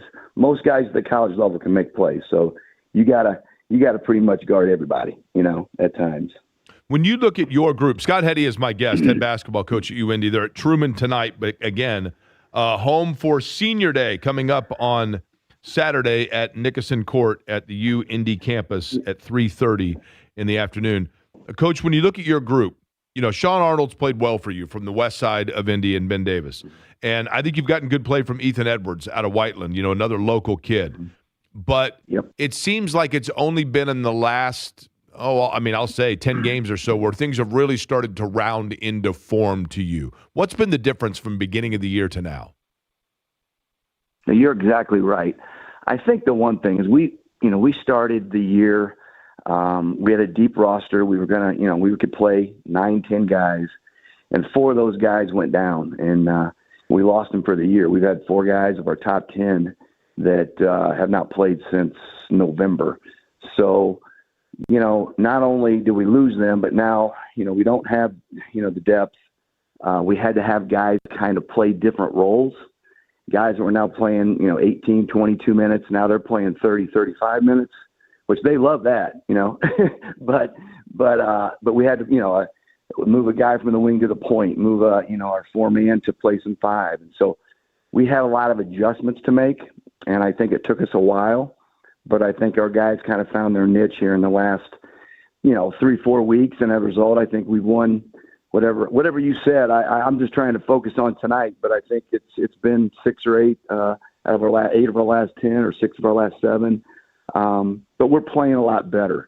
Our defense has improved, and I think our guys have all, like I said, kind of found their niche. We've improved, I think, individually, but then also as a team. I think we've made strides defensively, and we have always had guys who can shoot the ball, but we've improved, I think, on the defensive end more than anything. Well, and you're shooting the ball well. I mean, you lead the league in 3-point shooting, right? You're one of the better teams in the country in that regard. But I'm curious, when you've got to get guys in different position, Coach, Scott Heady is my guest. So if you've got a guy that's a usual point and he's out, and so you got to move somebody from the 3 over or whatever it may be, is it more positionless even at the non-NBA level now than it was 15 years ago? Do you find that you have guys that have played in their career of summer ball and whatever else a more versatile set of skills than you had, say, 15 years ago? Absolutely. And I think, when we talk about, those adjustments, I think it was easier somewhat for our guys to do that. We kind of recruit guys, that are versatile. That's what we want. We want guys that are versatile and kind of like those, say, non-position, not really a point guard, just a player, just a guard, a guy can play. Not really a 4 or a 5, but can play either position and just play basketball. So we've tried to recruit to that, and I think that's somewhat helped us to get through this situation. I don't know that – I've been coaching a long time, and I don't know that we've ever – everybody has injuries, right? But to have – 4 guys go down for the year, that you were kind of counting on at least being in your rotation. I don't know that I've ever had to deal with that. So give our guys a lot of credit for making that adjustment. They've really handled it well. I have this real danger, Coach. Scott Heady is my guest from the University of Indianapolis. I have this danger sometime, this challenge where if I get fixated on a belief of something, I assume everybody thinks the same thing I do. So I want to put one of those to test, okay? I'm going to give you a query theory, and then I need you as somebody who would know whether or not my theory is totally off base, okay? And I've heard these before, probably, because I listen to your show quite a bit, so I've heard these. Right? Well, listen, I appreciate you listen. And then in addition to that, probably there's nothing better that makes you feel intellectually superior going into a practice than when you've listened to this show for an hour, right? That's right. So we're doing what we can. Yeah. Okay. So one of the things that interests me, I believe that parents, and I'm talking about parents who have young kids, boys or girls, playing basketball, and they're getting to the age, let's say middle school, where you're starting to play for your school, whatever else, and you're playing travel basketball. And I think parents believe that playing the year-round travel basketball and all summer long, that logging games, that's what's best for the player. But I think a lot of coaches would tell you that they find encouragement in finding a player that has balance and also complements basketball by taking part in baseball season or track or a sport where they may not be as good, but it develops a different muscle skill and also develops a different rhythm of motion skill set that comes with it that then accentuates their game and prevents burnout. But I may be totally off base. I'm not a parent. The floor is yours to tell me that I'm out of my mind. You're 100% right. I'm in agreement, and I always have been.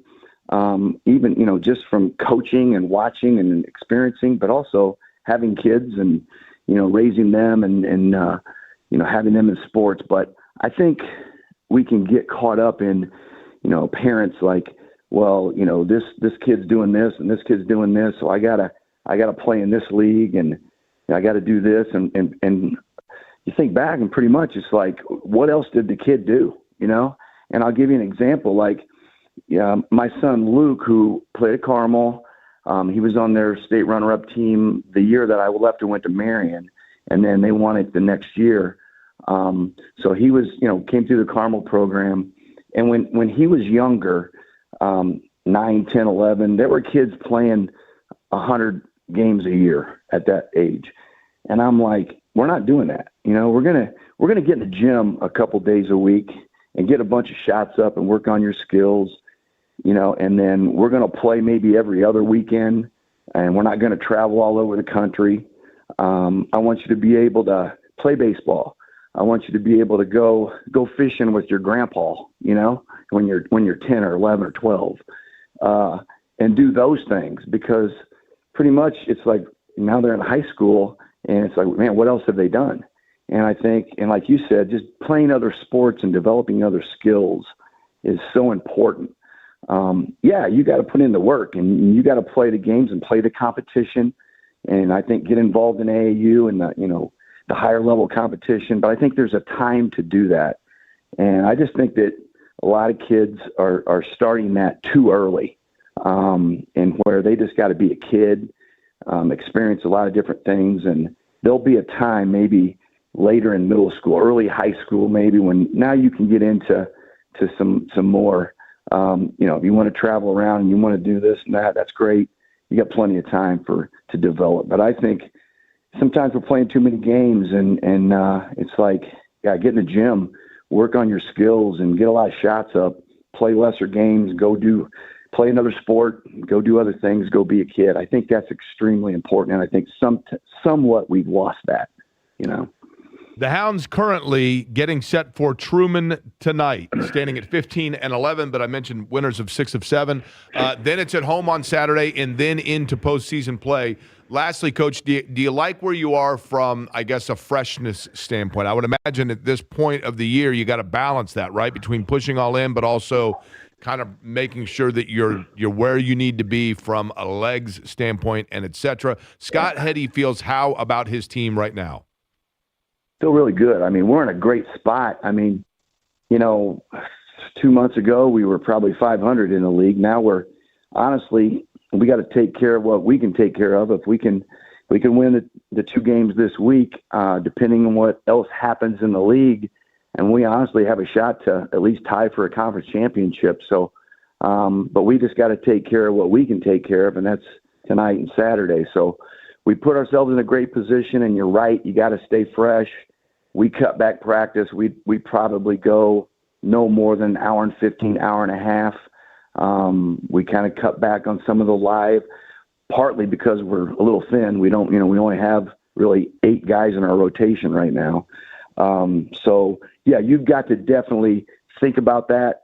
It's about keeping guys fresh. You can get stuff done, but you can do it through film. You can do it through some 5-on-0. You can do things differently and not go as much live as what we do. But you still gotta get after it. You still gotta, whatever you're doing, you gotta get after it. And I think our guys have been really good about that. 15-11 overall, 13-5 in conference play for you, Indy. And again, it is Truman tonight, and then coming up, rounding things out with the homestand or the home regular season against Quincy. That is Senior Day coming up 3:30 at Nickerson on Saturday. Coach, appreciate the time as always. Best of luck tonight, man. We'll have to have you back on. All right, Jake. Hey, I appreciate you having me on. Thanks a lot. Appreciate it. Scott Heady, the head basketball coach of the Hounds of Eddie, your alma mater. That's right. At UND. And many others around these said parts in this building. Mark Dankton, Nathaniel right. Dolcomiaticus Finch. Landon? Did Landon go Landon Coons, yes. He's another one. Did you do games on the radio? I sure did. So you went to most of the games there? Yeah. It is a great arena, man. I think it's great. That's not the only basketball taking place tonight, because the Pacers are in action as well, and surprisingly, the team they're playing is not totally terrible tonight. And there was also some news on the injury report for tonight's game, right? We'll get to that on the other side, and then Tony East joins us in 15.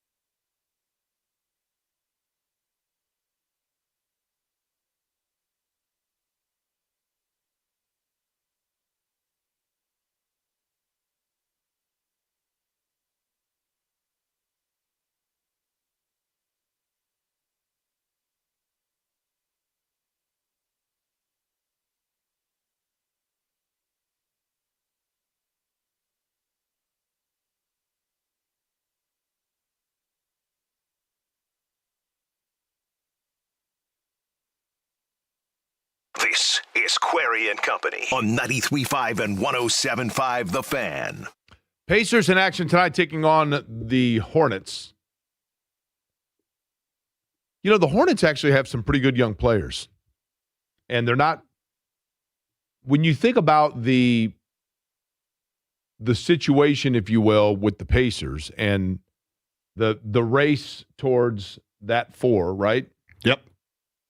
Your mind automatically assumes that Charlotte is one of those that's in the mix, but that's not the case. Charlotte's actually got a lot to play for because they're hanging on right now for the play-in and trying to work their way up into, you know, just the overall Eastern Conference standings.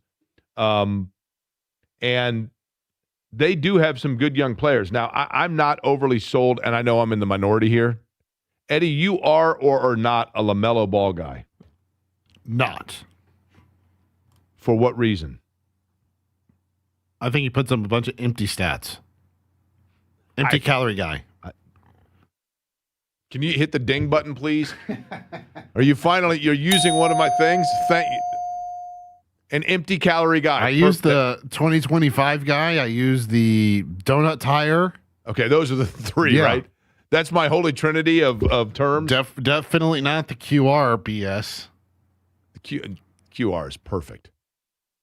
But yes, I'm in agreement with you about LaMelo Ball. I mean, I don't know that at that position, I want somebody that's making people better, and he does not strike me as that type at all. But I love Brandon Miller. Yep. I mean, I love Brandon Miller. I remember that year that the Pacers were within the tankathon, I was all in on Brandon Miller. But they're pretty good. But give me and you know, we haven't done this yet, Derek. Whoa. Sorry, Eddie. Whoa. Well, I was thinking about this because Derek Schultz and I used to always talk about how the Pacers were never in like a tankathon thing. I'm surprised, to be honest with you. I'm surprised the number of shows that I've done on a different station and with him that I have not done that more often, to be honest with you. But what we have not done, Eddie, is the tankathon. We used to do this a lot when I was on the morning show as well, of figuring out where exactly the Pacers were going to pick. And we're gonna run that here in just a second for this year. But go ahead and give for me as it stands right now, the injury report for tonight. So the big note to start is Obi Toppin has been upgraded from out to questionable. I can't remember exactly when, but it's probably really early, the first month of the season, when he had that stretch fracture in his right foot. He is questionable tonight. Andrew Nimhard with that lower back injury management, questionable. Pascal Siakam, left wrist sprain, doubtful. Neesmith, Zubats, Furphy, Halliburton, out. Okay. So it looks like they're safe for tonight, right? Okay, let's do this. The simulated lottery as it stands right now with all of the odds in place. Eddie, go ahead. Do you have the draft sounder ready by chance? I do, and the only player out for Charlotte tonight is Liam McNeely. Oh, the thought to be Indiana player that went to Connecticut instead. Yeah. Okay, I am going to do right now the simulator. Once it tells me and it spits through all the ping pong balls, I will let you know when I know who has the pick. Now, would you like me to read off the number 1 team or read off where the Pacers are? If the Pacers aren't the number 1 team, go until they are. Okay. All right. Excellent. You ready? Here we go. Here we go. Doing it. Here we go. With the first pick in the 2026 NBA draft, the Dallas Mavericks select A.J. DeBonsa from Brigham Young University. Really? Okay, now, 2nd, Sacramento. 3rd, Memphis. 4th, I'll skip over that to say this. With the 5th pick in the 2026 NBA mock draft, the Los Angeles Clippers. That would be devastating. Let me do one more, Eddie, just to be safe. One more just to be safe. You ready? All right.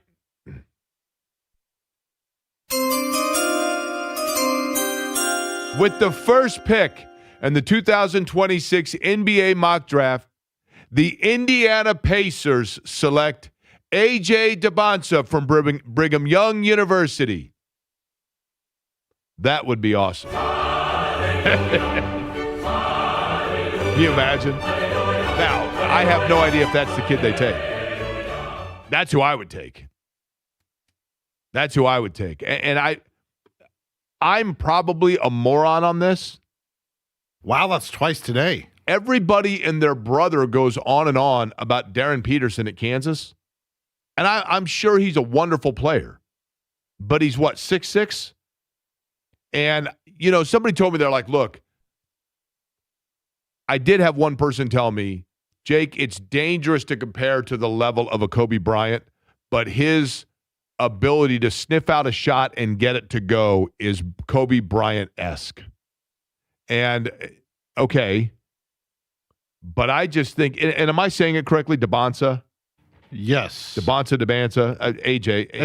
AJD. Watching him, the Peterson stuff, I have no idea. The reality is this. If Peterson's agent is limiting him on the floor in Kansas because they're worried because he has an injury that could grow into, say, an Achilles, okay, I get it. Not unwise. But if this is about, and also if it's about, hey, he's not happy because they're not delivering all the NIL payments that they were supposed to deliver, that sounds ridiculous. But at the same time, I'm like, you know what, though? When he gets to the NBA, I mean, guys hold out all the time.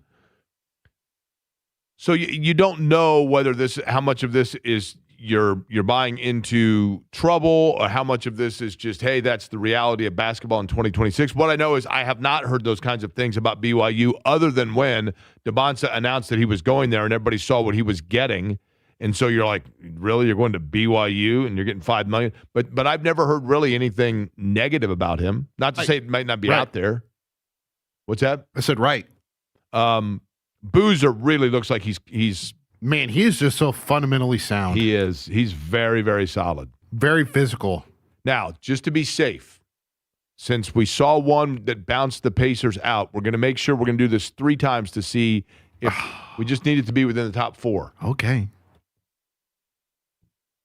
It goes back to 5th. Oh, gosh. See, this is why you need to stop. It goes back to 5th. Hold on. Let me do it one more time just to make sure. Oh, 6th. No. So we can't send you to the draft lottery. Is what we're finding out. I just did it again. Yeah, so we can't send you to Brooklyn where they do the draft lottery. This one that I just did, this would be interesting, okay? When they come out and they say, welcome to the 2026 NBA draft. The top 2 picks, as we know, are Utah and Indiana. After their selections, we're finding both $5 million. Right? Do you know how they do the lottery process? Scott Agnes has been in there for it. It has to do with, it is ping pong balls, is it not? Yeah, so like every team has a certain number of combinations. So like if you have the first, second, or third worst record in the league, you all have more than the rest of the league. And so everyone has a specific number, and so they go into this room and they start, spinning or whatever, and whatever combination pops out for pick, pick 10, that's the team that gets pick 10. Then they spin it again. Whatever team that has that combination gets pick 9. So, it literally goes by pick. Here's what I want to know, though. So, once they determine that a team has gotten their allotment, do they just take out those? In other words, what if it keeps landing on the Washington Wizards 14 straight spins? So, if the Wizards got pick 6, right, and it spins again, they got Wizards for pick 5. The Wizards, since they already have a pick, they're not eligible for pick 5. I understand, so but what I'm saying is, so that in order to speed up the process, did they remove teams? Do the combinations get removed out of the hopper? No, because you may have teams with that specific number, but in a different combination. So you still need those same numbers in that quote unquote hopper. I see what you're saying. Yeah. So there's a chance that this could take 3.5 hours because it lands on Dallas 247 consecutive times. Or more specifically, I don't think that's going to happen because San Antonio's not involved. If San Antonio was involved, it would land for San Antonio to go first every single time, although that'd be the last one, so it wouldn't matter. Tony East joins us other side.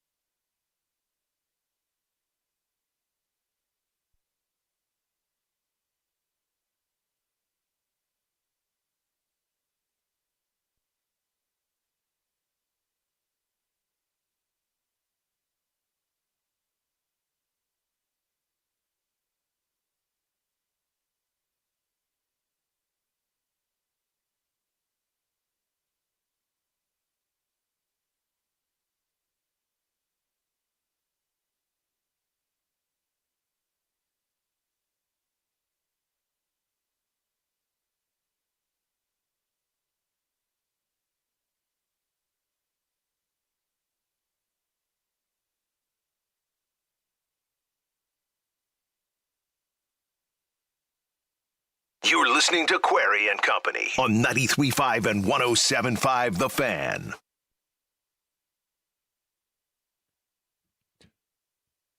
Tony East is, of course, with Locked On Pacers, Forbes, a number of different variations of which you can read, see, and or hear his commentary regarding the Indiana NBA franchise. That includes on this radio station where he lends his expertise and talent, joins us now on the Java House Cold Brew Coffee guest line. Again, a reminder, with the Java House locations, you've got one on New York Street, downtown Indy. You've got one in over near the Simon Building in downtown Indy. Then you have Carmel Midtown, Carmel Clay Terrace, Broad Ripple location, any of them.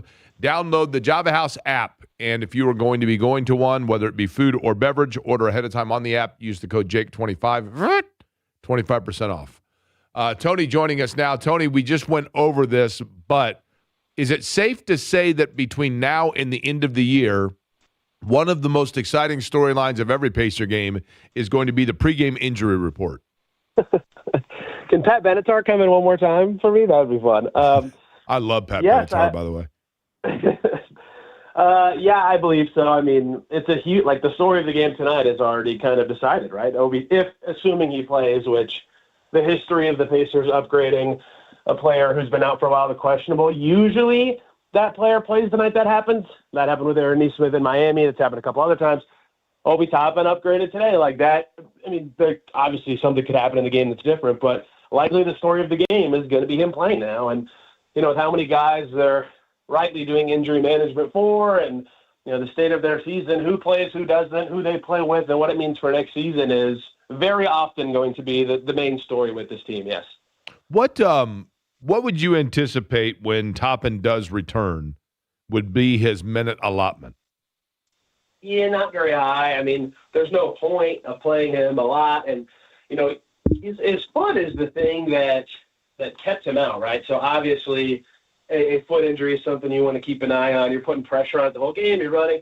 But remember when he left that game in, I believe, Minnesota, they originally said it was a hamstring injury, right? So part of me still wonders if it's really two injuries, and it's been so long that his hamstring is assuredly healed. But that is the kind of stuff that this season can be about, is muscles and feet together, not a good combo. So maybe like 4 minutes a quarter, 7 minutes a half, something like that at first. I mean, they would need to, he's barely played with Jay Huff at all, and they're going to be playing the second unit next year, right? They need to see that. They need to see him with Kobe Brown when Zubac is back. They need to see that pairing together. There's still a lot to get out of Toppin playing, but there is a limit to what makes sense, both given where their season is and given his health status on how much they actually should be doing that. Tony East is my guest, talking about the Pacers taking on the Hornets tonight. Tony, do you believe with this whole thing, over the course of this week, with Rick Carlisle's comments that were first heard on this radio station on the morning show regarding the Aaron Nesmith situation, the fine for $100,000, then the NBA's response, which you were one of the first to have that out there. Do you think this is the end of it, or is this going to be an ongoing storyline? Yeah, Rick Carlisle, when he responded to the NBA's response, which is part of why I think that the hilariousness is saying the response to their response. He said in that answer that it's time to move on, basically, and I think that's part of how this will end. Is look, everybody could go back and forth with public statements for forever if they disagree with how things were done and disagree with the characterization of what actually happened, right? No one needs a he said, she said. If anything, we just need to gather the facts and figure it out. I don't think it's dead yet as a storyline. One, because it's a thing that happened and something the Pacers will have to face the rest of the season, is that policy still exists and Pascal Siakam is still on their team. But two, we got to talk to Aaron Nesmith at some point about this now, right? And he, right now, has this ankle injury that's keeping him out and sidelined, and those players aren't available to speak to. So his side of the story, if they spoke to him at all, how much it frustrated him, if any, right, things of that nature will potentially be a factor if they did speak to him, or if they suggested to him that he should have managed his pain to play or something of that effect. That will be an extra layer to this, and perhaps will require an NBA response depending on what he says. But outside of that, I would say there's not much more to this unless the sides want to just spar back and forth for forever, which is not something that usually anybody wants to do in these situations, even if it is kind of a unprecedented really situation. Tony, you were nice enough to have me on your podcast, and one of the things we talked about that you kind of introduced, and I wanted to give you the opportunity to expand on it here. Over the course of this season, looking at different players on the Pacers roster and the different roles that they may fill, are we seeing, or were you introduced to, and I wanted you, we talked about this, so I know where you stand on it, but can you kind of elaborate on how we might now be seeing a newer wrinkle to where Jarace Walker can be a long-term contributor beyond what we thought ahead of time? Yeah, I mean, certainly when he, got picked, a lot of the theory of what he was doing in college was the defense and the occasional playmaking and things of that nature, which he can do. But right now they're giving him, all he can handle. He has often been, primary initiator. He was diming guys up behind the back. In D.C., his synergy with Micah Potter clearly becoming, a real pick-and-roll thing all of a sudden. And, an important part of, to me at least, the rest of the season is, of course, playing young guys more often just to improve them. Everybody forever has said minutes in the NBA is what makes you better. But also doing what they're doing with Jarace Walker right now. Put them in a role or a situation that is maybe not above their pay grade, but, beyond what is typically expected of them. One, because it'll make them better. They'll be doing things that are maybe challenging for them or are something that they don't typically do, whatever. It expands their game. But two, what if they're good at it, right? What if Jarace Walker really grows as a passer or a player in these next, month and a couple weeks, and then next year they're more confident giving him the rock? What if his pairing with Potter is a real thing that they could use on their second unit next year, right? All these sort of expanded responsibilities, like Kobe Brown is driving and passing. I don't know if he ever really did that with the Clippers. There's all sorts of guys you could point to, but I think Jarace Walker is perhaps the most important of those guys because of his perceived, relatively high ceiling as a guy who can kind of score, kind of pass, has the body to defend. And so throwing him in all sorts of different situations where he's starting, but in that lineup, he's the third or fourth option. But then with the second unit, he's the primary guy half the time. That's a really good way to make the situation as fruitful as possible when your record is what it is. You have to maximize these remaining games. And Jarace Walker's already talented, right? He already showed this season that his shot is legit. He just really struggled with it to start this season, and now he's got to add kind of more to that game. And recently he's shown more with the rebounding, with the passing, a few defensive plays here and there, although that's probably the next step for him. So putting him in more challenging spots and just more, undefined roles every game, honestly, might make it hard for him. He might have some stinkers, but in the long run, that should be good for him and the team. Tony, you ever watch Family Feud? I love Family Feud. We had Game Show Network on 24/7 in one of my college living situations. Yeah, and that Press Your Luck is also a good one, right? But I do like Press Your Luck, yeah. Who's the best, in your opinion, who's the GOAT Family Feud host? I mean, Steve Harvey's the funniest, but John is, I don't know, legendary in other ways. Well, you got Richard Dawson, right? You got the reruns we got did not go back that far. Okay, I think we only got one or two Richard Dawson episodes, ever. Louis Anderson did it for a brief period, and then they brought Louis Anderson onto a diving reality show, and they forgot he couldn't swim, and they had to fish him out. You remember that? That was scary.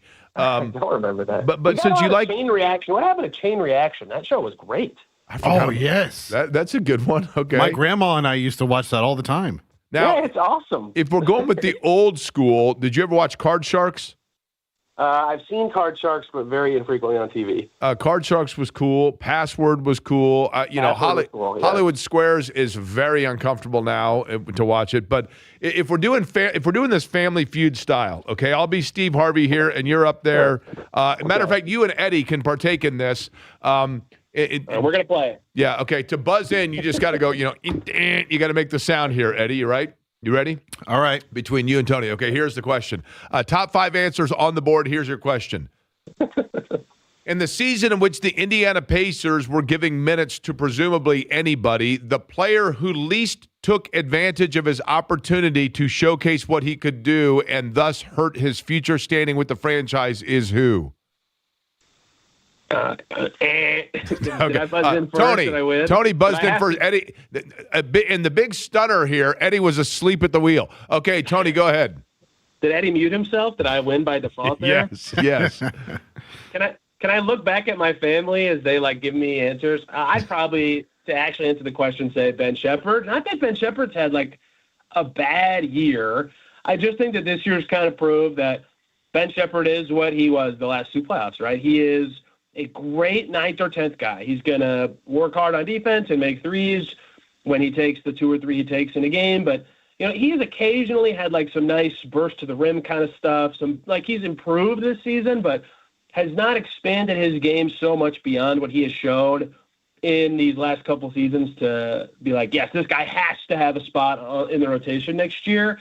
Whereas other guys around him, Furphy, until he got hurt, we just talked about Jarris Walker, have at least either improved more or shown more variety in their game to make you, if you're the Pacers or maybe people who watch them all the time, believe that they have perhaps a higher future or are more deserving of future minutes. So it's not even that Shepherd hasn't gotten better. It's that other guys have by a larger amount and made his status in the rotation, especially if they get a top 4 pick, certainly shaky for next year. I think the thing that we've learned this year is that Ben Shepherd is at his best when he is in a rotation where a defense kind of loses track of where he is because they've got to focus elsewhere. And when they're able to hone in on him. Good players, right? And that matters. That really matters. Yeah. Okay, Eddie, are you ready to participate? No. Okay, thank you. Did I get the number one answer? Do I get to pass or play? Okay. No, here's the thing. Actually, in that one, this was as they do it at the end, I believe they have a sudden death, and there's only one answer up there. So here is the next one. Are you ready? Eddie, go ahead and get your hand on the buzzer as well. Okay. Okay, here's the question. Top 3 answers are on the board. Top 3 answers on the board. If it's sudden death, there's only one. I know, but we're Eddie, it's the theater of radio. Play along here. Okay, top 3 answers on the board. Here's the question. This player is one that at the beginning of the 2026 season, the Pacers probably didn't think about in their future plans. But over the course of the year, he turned himself into that found $20 bill that you're happy to have, and you use it at another time, and everyone's happy that they were brought in. I have to really process the length of that. Eddie. Go ahead, Eddie. Micah Potter. Okay, ding. Micah Potter's on the board. Tony, do you have an answer? I was considering that as an answer. My other 2 answers would have been either Johnny Furphy or Quentin Jackson, but I think Micah Potter probably has more votes than them right now. I think Johnny Furphy is one, though, that they had considered. I mean, at the beginning of the year, they've known for a while that they like what they see in him, right? There's a foundation there that they find optimistic, right?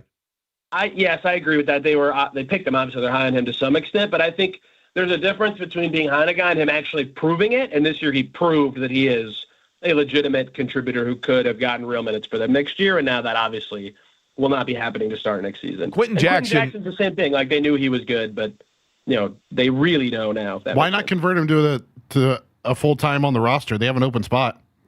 I think they might do that. I think they might just do that. But the deadline is March 4th to sign 2 ways. And if they wait through March 1st and see the buyout market materialize, make sure nothing else better is available, use as many 2-way days as possible, then they could, in theory, convert him and then sign someone to a 2-way behind him. That's how they got him, right? They converted Kendall Brown and then signed Quentin Jackson to fill that 2-way spot. That clearly paid off for them. So that makes logical sense to me, and the deadline isn't till the 4th. But they can afford to do it basically any time now. Tony, or Eddie, I don't know if you know this. I mentioned this to Tony yesterday.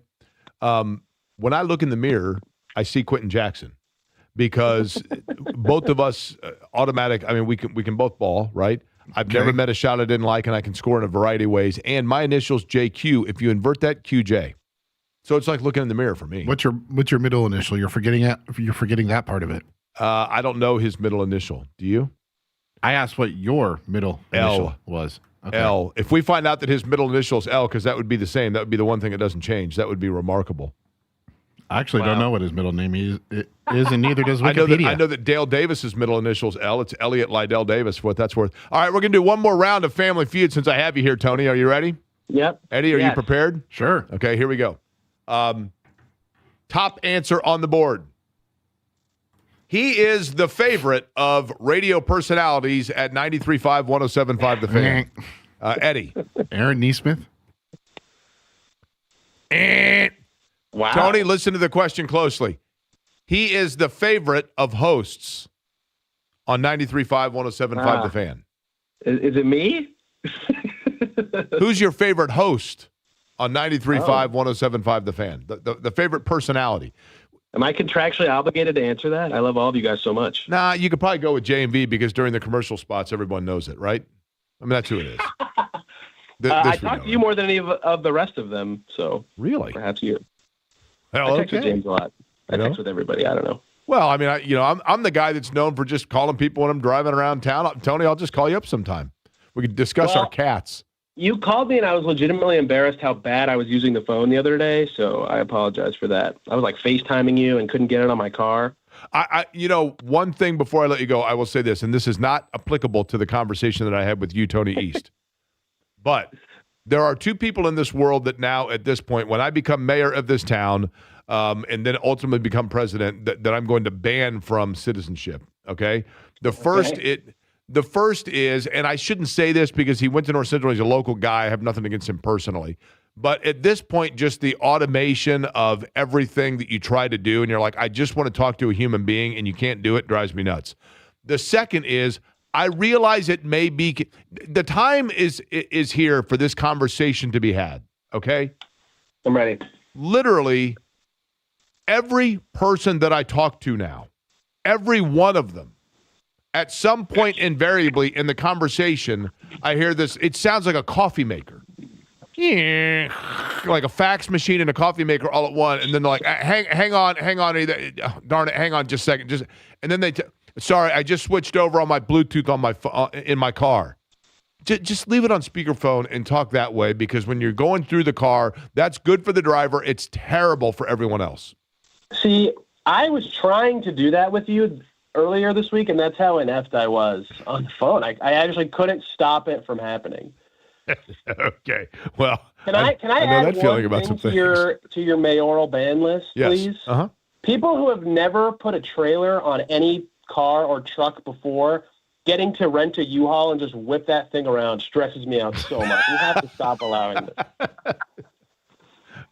You must stop this. Who needs the trailer when you got mom's attic right there in the U-Haul? I mean, you know what I mean? Take advantage of all the space. You have to get the one where it's just the SUV with a bunch of space in the back. If you've never driven a trailer, you can't friggin' rent a trailer, man. They don't know what they're doing. The last time I was at U-Haul, I was there for 30 minutes in a furious argument over which state I got on the side of the truck. I'm like, I'm not driving an Arkansas truck. I'm not doing it. You know what I mean? This is important, yes. They tried to give me a Kansas. I'm like, live there. No, I don't need that. I'm not promoting Kansas. Well, we'll give you Arizona. Okay, I can deal with Arizona. That's cool. That's fine. No problem. All right, Pacers, Hornets tonight. Tony, a pleasure as always. Thank you for having me, guys. It's always a blast. Tony East, who's on the Bluetooth, apparently. Eddie, do you agree with me on that when you're on the phone with somebody? And all of a sudden they're like, hang on just a second, and then you lose them for a second, and then you hear like a loud screeching noise, and then they're at the bottom of the ocean for a second, and then you spend 2.5 minutes resetting the conversation. Well, not to be that guy. Then they have to explain for a minute and a half what happened. Sometimes, if you have it automatically set up to connect on the car, and you go from, you're leaving the house, you're getting in your car, it automatically just defaults, it connects, and when you're on the phone, you kind of forget about it. Yeah, I mean, that's fair. And also, aren't you supposed to have hands-free? Yeah, but that's what I'm saying. You can, if the phone like sits in just like the little thing right next to, like the little clasp thing in your cup holder, you just put it on speaker. Yeah, but then you sound like you're, hey, how you doing? I don't think you do at all. I think you do when you're on Bluetooth. I think you sound that way when you're going through their car. Yeah, maybe. I wouldn't know because, number one, I don't use the different variations in the way in which people can hear me. And number two, when your dulcet tones have this level of sexiness to them, nobody comments on when it's diluted. They're just happy to get what they can. It's okay. Okay. If you're just joining us on the program today. Where have you been? Thank you, Eddie. Anthony Richardson, the news came out earlier today. Stephen Holder had it just after noon today. The Colts have let Anthony Richardson and his representation know that they are free to seek a trade partner. They are open for business. That's right. He's free to talk to other people. So Anthony Richardson has a Tinder account. Open for work. as it would be on That's LinkedIn. right, on the LinkedIn, which is Tinder for adults, as we know, or for businesses. What this means, kidding aside, is that what we have said forever. The Anthony Richardson era in Indianapolis, by all account, is over. And whatever offer they get, and none of this comes at any sort of damn on Anthony Richardson. It's not that Anthony Richardson is a bad guy. It's not that Anthony Richardson was a terrible player. It's the combination of he didn't yet know all that goes into being the leader of a team within a locker room. Not his fault. He was young. He had all of the Adonis-like physical characteristics that you could ask for out of a quarterback, but never learned how to facilitate that into effectiveness of delivering the position. That's not to say that he can't, but it's just not going to happen here. And sometimes that change of scenery is best for everyone. And in the case of Anthony Richardson, to go somewhere, and I always go back to what I have said and felt forever about sport, and that is that players are often, fairly or unfairly, held by the standard of where they were acquired and how they were acquired. And you talk to somebody that drives a 7-year-old car with 45,000 miles on it, and they're happy as a clam if they got it used, they're the third owner of it, and they got it for 40% the sticker price. But you talk to the guy that bought it brand new at sticker price and bought the warranty on it, and one thing goes wrong, and he's unhappy with that car. Whereas the second guy goes, yeah, but I didn't put a lot into it. And the same is true with NFL players. Anthony Richardson may well now go to Cleveland or Minnesota or Arizona and be a perfectly competent, serviceable quarterback. And they didn't invest in him a top 5 pick and the most important pick in the franchise's decade, which is exactly what he was for the Indianapolis Colts. So anything that he does now moving forward, if he were to become the starter and fill in for Daniel Jones, and Daniel Jones doesn't resign, and so Richardson becomes a starter and the Colts go 10-7, everyone is going to say, but for a top 5 pick, you can't go 10-7. Whereas if you're on your second stop and you go into a place and you sign a relatively friendly contract or extension and they gave up a 5th round pick for you and you go 10-7, people in Minnesota or Arizona go, yeah, that's cool. That's cool. He's doing Gardner Minshew did a nice job holding down the fort until the real guy showed up. And that may be his role now.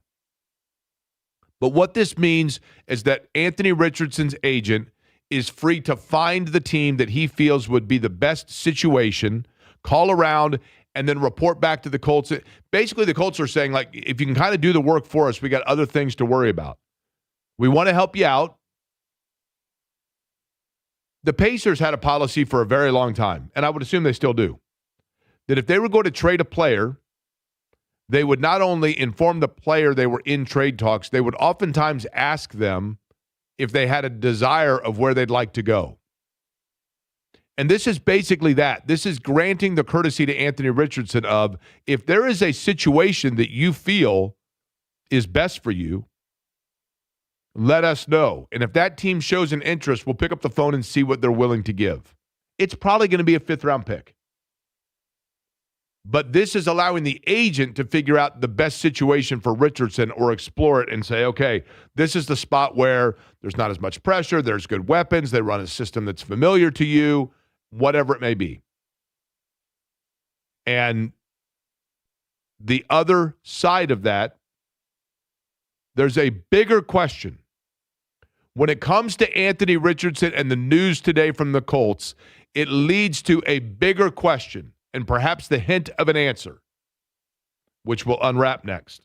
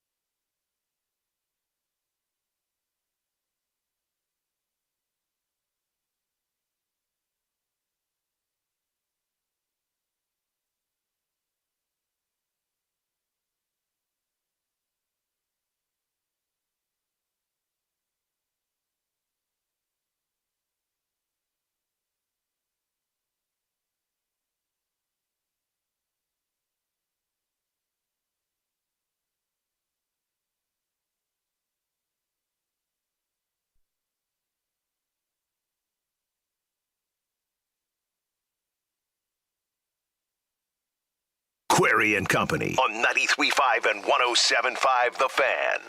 Okay, what the Richardson news may mean for the Colts in a second, but Eddie, I should probably concede this. The way in which I worded the last Family Feud question, your answer would have been correct. Yeah. What I was trying to go towards was, who is your favorite host on The Fan? That's what you should have said then. Well, I believe I said, like, he is the favorite host, something like that. But you thought I meant sticking with the Pacers team, who's my favorite player. Yeah, did somebody text you and say that Eddie was right? No, Oh, but darn. I mean, when you said it, if I had asked it, the syntax of the question was probably misleading, and because we were on a Pacers team, you would have been correct. If I would have said, I can tell you right now, my favorite Pacers all time. I did this the other day. I asked Shannon, I said, Shannon, can you tell me my all-time favorite Pacers? And she actually, I was like, aside from Reggie Miller, that goes without saying. Reggie Miller was drafted when I was completing my 8th grade year, going into my freshman year of high school. And the 94 choke playoffs was the first playoff run where I was of age to be like in sports bars. So for my buddies, Reggie Miller is like everyone in this town, right? But I mean, it was right along key fandom age groups in multiple ways. But my favorites have always been Aaron Nesmith currently, no question. I loved Derek McKee for the same reason as Nesmith, because he could play different positions. I liked his selflessness, his versatility. Loved Derek McKee. Dale Davis, just because there was just, I mean, how do you not love everything that was represented by Dale Davis? And then my other one from my earliest years would be, not earliest, because I saw Clark Kellogg, but I loved Wayman Tisdale. And I know that Wayman Tisdale, it's easy to say that Wayman Tisdale underachieved or underdelivered because of the expectation going in as the second pick and the excitement. We got Wayman buttons and all of it, right? But he was a solid player here, a solid player. But I remember Donnie Walsh once told me that when he got here, he said, what I saw when I got to the roster here was literally we had like 7 small forwards, and Tisdale was one of them, and so he parlayed that into trying to get other pieces. Can you do me a favor? Mm-hmm. Can you do your best extra, read all about it? Like you're a newspaper boy? Can I do like a 1930s guy? Yeah, absolutely. And then I gotta pay off the T's, as they say in radio terms. Right. Here we go. Extra, read all about it. I got some news. Huh? You got some news, Jake. What's that? So earlier in the program, you mentioned that, the fan golf outing that is coming up. That's correct. At the end of April, and you noted that the early bird special, where you can get $25 off for a single entry or $100 off for a foursome. That's right. Expires Friday at 6 p.m. Well, I got news for you. We have extended that said window until next Friday until 6 p.m. Yes. Okay. My extra there, not to be confused by, and this goes under the category of if you know, you know. But if you are of my age or older and you hear this, you automatically feel like it's 1983 at Busch Stadium. You ready? Come back! Everyone, if that rings a bell to any of you, text me right now and let me know. If you went to an Indianapolis Indians game in the Razor Shines era, you absolutely heard that. Guarantee it. Now, Anthony Richardson in the news. Does this mean the Colts saying today that Anthony Richardson is free to find another team? One would assume that means the Colts are that much more confident that they are close on a deal with Daniel Jones. Now, I don't think that that's overly shocking. The Colts' best interest, quite frankly, may be to call Minnesota and say, hey, and maybe they even lower the value, lower the cost to Minnesota for Anthony Richardson, because that is the one team that I think could be in play to, out from underneath Indianapolis, steal away Daniel Jones. Daniel Jones has played with the Vikings. Not played with, but I mean, he was, he was there, right? He was in the room. He knows the staff. He knows the medical staff. And he knows that system. And if they are wanting to get somebody to either lift J.J. McCarthy, now, Anthony Richardson may well say, I ain't going to Minnesota because I know that drill. You go in there and you go into a quarterback competition. I want to go somewhere where they're getting me because they anticipate me being the starter. I was about to say, if you're Anthony, are you wanting to go somewhere where you can be the starter or somewhere that, you could develop a little bit, learn a little bit? I think you feel like you've gone through that. If I'm Anthony Richardson, I want to go somewhere and be the starter. I'm saying to myself, look, Indianapolis yo-yoed me around and said that I wasn't professional, and then they said I was, and then they gave me an opportunity, and I was competing for a starting job, but they gave it to another guy. With all of that going on, if I am Anthony Richardson, I probably am thinking to myself, okay, what am I going to do here? Where am I going to go that I can immediately play? And I don't know, Eddie, if you were to look at franchises where that would be a possibility, so much of it is dependent upon, would New York, the Jets, are they looking? I mean, one would assume, right? They may be open for work, yeah. Arizona may well be looking. Would you toss Miami into that equation just because of the future of Tua? That's a good one. Tagovailoa being unknown and very good. Yes. You mentioned Arizona. Obviously, they still have Kyler Murray. A sneaky one here, very sneaky. Atlanta. Okay, interesting. A weaker division. The thing with Atlanta, still questions about Michael Penix, and that's the question with Michael Penix. Verderam said this when we had him on. He made a really good point. We can sit here and talk about with Atlanta and Michael Penix that they need, just give him another year or two, but he is an older player. Yeah. I mean, hell, he's 3 years older than Anthony Richardson, isn't he? Yeah. And I think he's a nice player, but, he might be in that.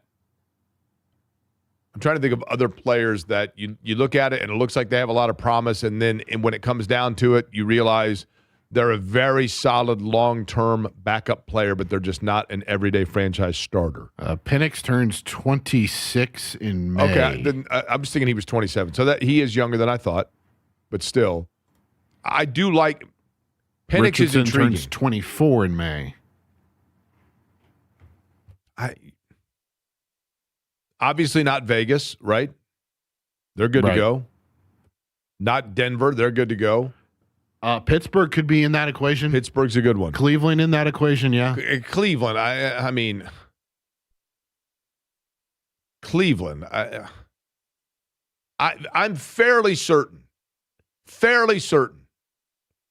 that in 2004, the Colts could have traded Peyton Manning to Cleveland, and he would have been out of the league by 2006. Right? I mean, it is unbelievable. Cleveland is literally, if you go to Clemson and you go to a game in Clemson, do you know why Clemson is called Death Valley? Nope. I mean, I didn't either until I went down for a game, so I'm not throwing you under the bus there. Clemson is called Death Valley because the stadium itself is built, there is a hill. Clemson Memorial Stadium looks almost identical to Indiana, to Indiana Stadium. So imagine at IU, on one side of the stadium, instead of like the parking lot and assembly hall, imagine if that is a hill, literally a hill. And that hill is a graveyard. And that graveyard is graves of prominent figures at Clemson University and around the area over the from like the early 19th century. And so that's why it's called Death Valley, because it's this valley with a hill with a cemetery on it. Deshaun Watson, when he goes back to Clemson to speak to the guys or whatever, literally should just look right outside the stadium and say, this is just like being at Cleveland Brown Stadium. Because right outside that stadium is the grave and the Death Valley of quarterbacks where they go to die. I mean, it's unbelievable. Who was the last long-term starting stable face of the franchise quarterback Cleveland had, not named Bernie Kosar? Brian Sipe? Tim Couch? Who's the one they took? Spurgeon Wynn? They drafted him over Tom Brady? Brandon Weeden. Brandon Weeden is the one, if you remember. Brandon Weeden was like 41 years old and was in the draft, and the Browns were on the clock, and they basically panicked, and they took Brandon Weeden. Deshaun Kaiser, didn't he get a shot there? One of the McCowns surely started at some point, right? Maybe both. Luke and Josh. Did Vinny Testaverde go through there at some point? Probably. It's unreal. And now already, and I mean, Shedeur Sanders, in his defense, he's a talented player, but I don't know that he's an NFL player. And if his name is Shedeur Garrison or Shedeur Query, you're probably not having that debate or discussion about him. But there was so much hype about it. What's that? Shedeur. That was a good one. You know, but I mean, honestly, there was so much hype about him. You feel bad. Some of it is self-inflicted for sure. But, is he the long-term guy? Obviously not. And we forget about Deshaun Watson because he's still going through workouts. Is he still in play there? I have no idea. But, I mean, if he's healthy, is he the guy or is he completely cooked with his $250 million? I just saw JMV in the building, by the way. Someone did text on the text line, Jake, not only Busch Stadium, but Market Square Arena as well. Oh, really? To your cold beer vendor chant. Cold beer, cold beer, cold beer. That guy was great. It's an Indianapolis institution and icon. Oh, we got some others. Somebody on the text line saying Brady Quinn, Colt McCoy, E.J. Manuel, Derek Anderson. Derek Anderson, good one. Brian Hoyer. Brian Hoyer's a good one. This from Rich Nye. Your cold beer vendor call was dead on. I can picture the guy right now. Totally. Who was the fella that was in The Shining that's from Indiana? I've never seen The Shining, so I don't know, Jake. I'm going to look it up because I'm always worried that I'm going to say his name incorrectly. Okay? But there was one, Scatman Crothers. The guy looked like a shorter version of Scatman Crothers that did the cold beer chant. But I'm telling you, you can't be of my age and not recognize the voice. I'll be seeing Rich Knight a little bit, by the way, because it looks like I'm going on Channel 13 at 4 o'clock. Tell him his old college student says hello. Were you in the class where I came and spoke? Yes.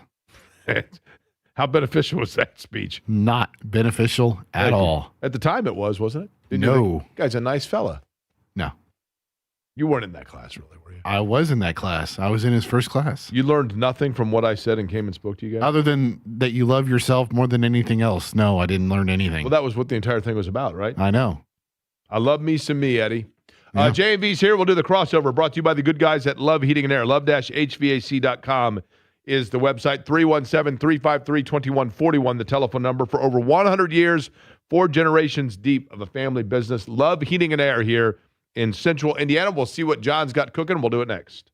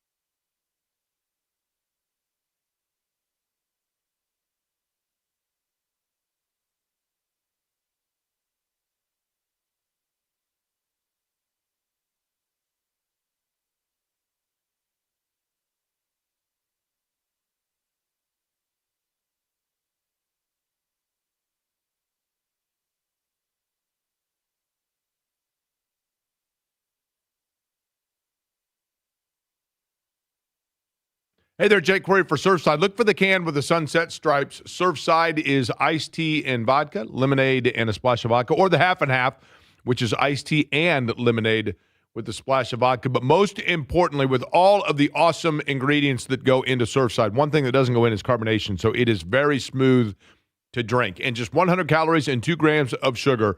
The perfect way to celebrate, whether you're watching a game, whether you're doing outdoors, enjoying the fine weather once that comes, the track, whatever it might be. Surfside is the perfect companion. Surfside, look for it wherever you buy your favorite adult beverages. Please be 21 and please consume responsibly.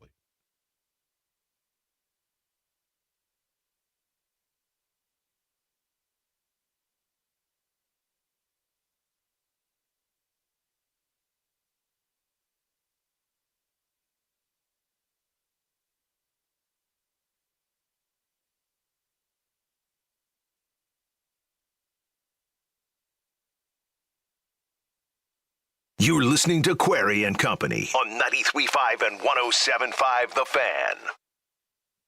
You a fan of the Red Hot Chili Peppers, Eddie? Yeah.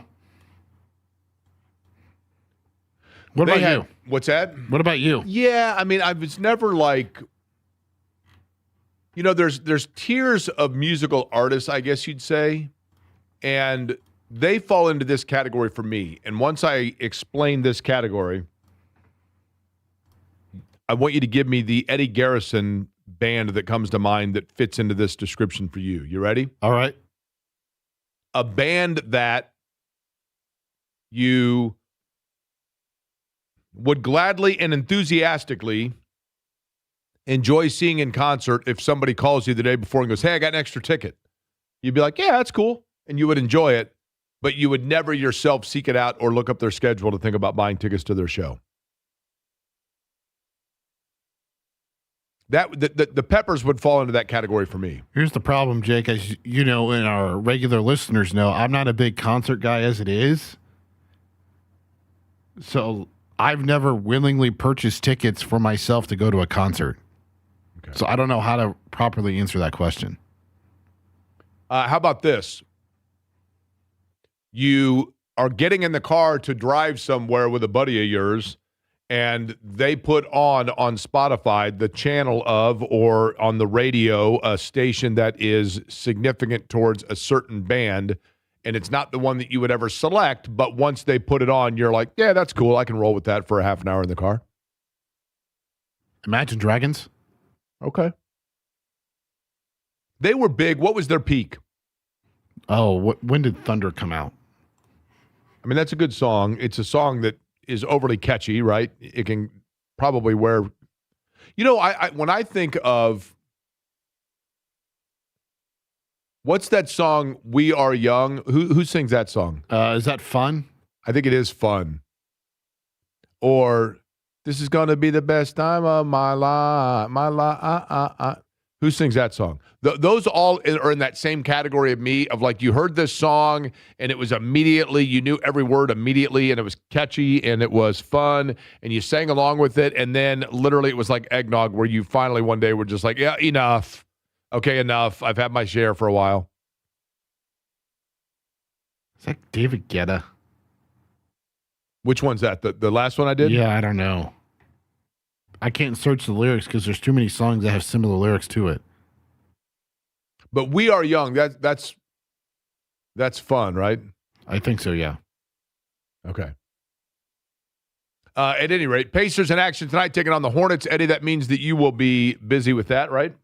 Yep, I'll be here tonight, pregame at 6:30 with Pat Boylan, Mark Boyle. Eddie Gill will take over at 7 with the play-by-play coverage, and then world's greatest postgame show, Eddie White, following that. Is this, by the way, a homestand? Are they home Sunday against Memphis? They are. It's the third of 4 games on the homestand tonight. Sunday will be the 4th and final. Okay, so back at it on Sunday at the Fieldhouse. Yes, 5 o'clock. Fair enough. 4:30 pregame. You'll be on that one as well, right? I will not. When do you leave? Sometime in May. That's when you go to Hawaii? Mm-hmm. So you're just taking Sunday off just to take it off? Personal, Jake. Personal day. Really? Mm-hmm. Okay. Fair enough. IndyCar, obviously, on Sunday as well. 11:30 in the morning. David Malukas, that conversation available later on the website, 1075thefan.com. I thought he was pretty fun, David Malukas. I thought so, too. I still can't get over the fact that he knew it was whale mating season. They're dancing. Yeah, so he must have made that trip before around this time. That's how he would know, right? I would think that's probably or the he's case, just like you, and he's just interested in weird fun facts. That also is possible. Maybe sea creatures and their mating habits and seasons is his, going to different graveyards. I do love graveyards. Yeah. J&V has arrived. It is the crossover brought to you by the good guys at Love Heating and Air. John, what's lined up on the big show today? Chad Ryder of the NFL Network engages guys at the Combine. And, yeah. No. It's right up your alley, right? Right up my alley. I love that. He seems like a nice guy. So we'll talk with him. Chappell. The Richardson thing's no surprise, right? No. Not at all. The only thing, I don't think either one of us expected this to be the case, but was there the possibility that they would keep that as an insurance policy in case anything went FUBAR with Daniel Jones? Yeah. And I personally don't know that those two are even related at this point. You know what I mean? I think it's just... Kirk Cousins will be here to back up. ESPN listed Gardner Minshew. I'm telling you. You watch out. It's going to be somebody that you're going to giggle about right now and probably will come to fruition. And if they feel that it's going to be more than a 3 to 4 week process, right? Depending on when Jones is healthy. Yeah. Yep. So we got that. Here's the thing. I don't know if this bugs you or not. This bugs me. I don't want people actively rooting against Benedict Mathurin to justify the Pacer deal for Mathurin. Oh, I like Mathurin way too much, and I've seen a lot of pissiness, and I don't like it. No, I don't. You don't have to be a cheerleader or a pom-pom waver for him, but you don't root against him. Somebody sent me this today, and he may be a jackass, maybe not, but he said every bad team has to have a leading scorer. 2025 guy. All right. Here's the thing. He is exactly what people describe they want out of a basketball player. He is all ball all the time. That's all that he cares about. And this state, you embrace that. And now that he's gone, you're trying to justify them making that deal by hoping that he doesn't play well with the Clippers. And I think that's complete BS. You don't want to, obviously you look at it and there's the natural, it's what do they always say? When you run into your ex, you're kind of happy if they've gained a few pounds. But I was at the game the other night and several people were pointing out that they were happy for him that he was playing. Why can't your ex be hot?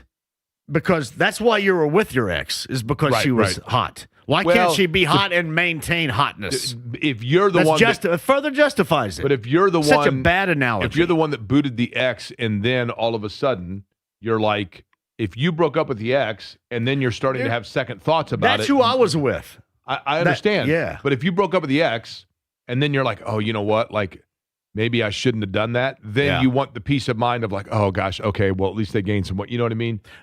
I think people, by and large, though, from what I can tell, people want to see him do well. By the way, yes, Eric Bond, who I took to the game the other night, wrote a book during the Pacers' playoff run. Oh, I thought you were going to say during the game. No, what it meant for him as a Pacer fan, and he said, "Hey, give one to J&B." So man, that's awesome! Thank you very much. Hey, when do you go to St. Petersburg? I'm doing it from here. Is it possible? Oh yeah, is it possible for me to root for Will Power every race this year? Yeah, of course. I want him so much to shove it up the rear end of Team Penske. Is that good? I want to see it. I think that's one of the storylines. I think that has to be a storyline because that's the type, I think, of drama that series needs. Something just like that. I mean, what made Formula One catapult to where it is the storylines of the drama of the behind. Yeah, why not? Will Power. I love that. I do. All right, J&B's up next. Yeah. We'll be back with you at noon tomorrow. I thank you for listening to Query & Company.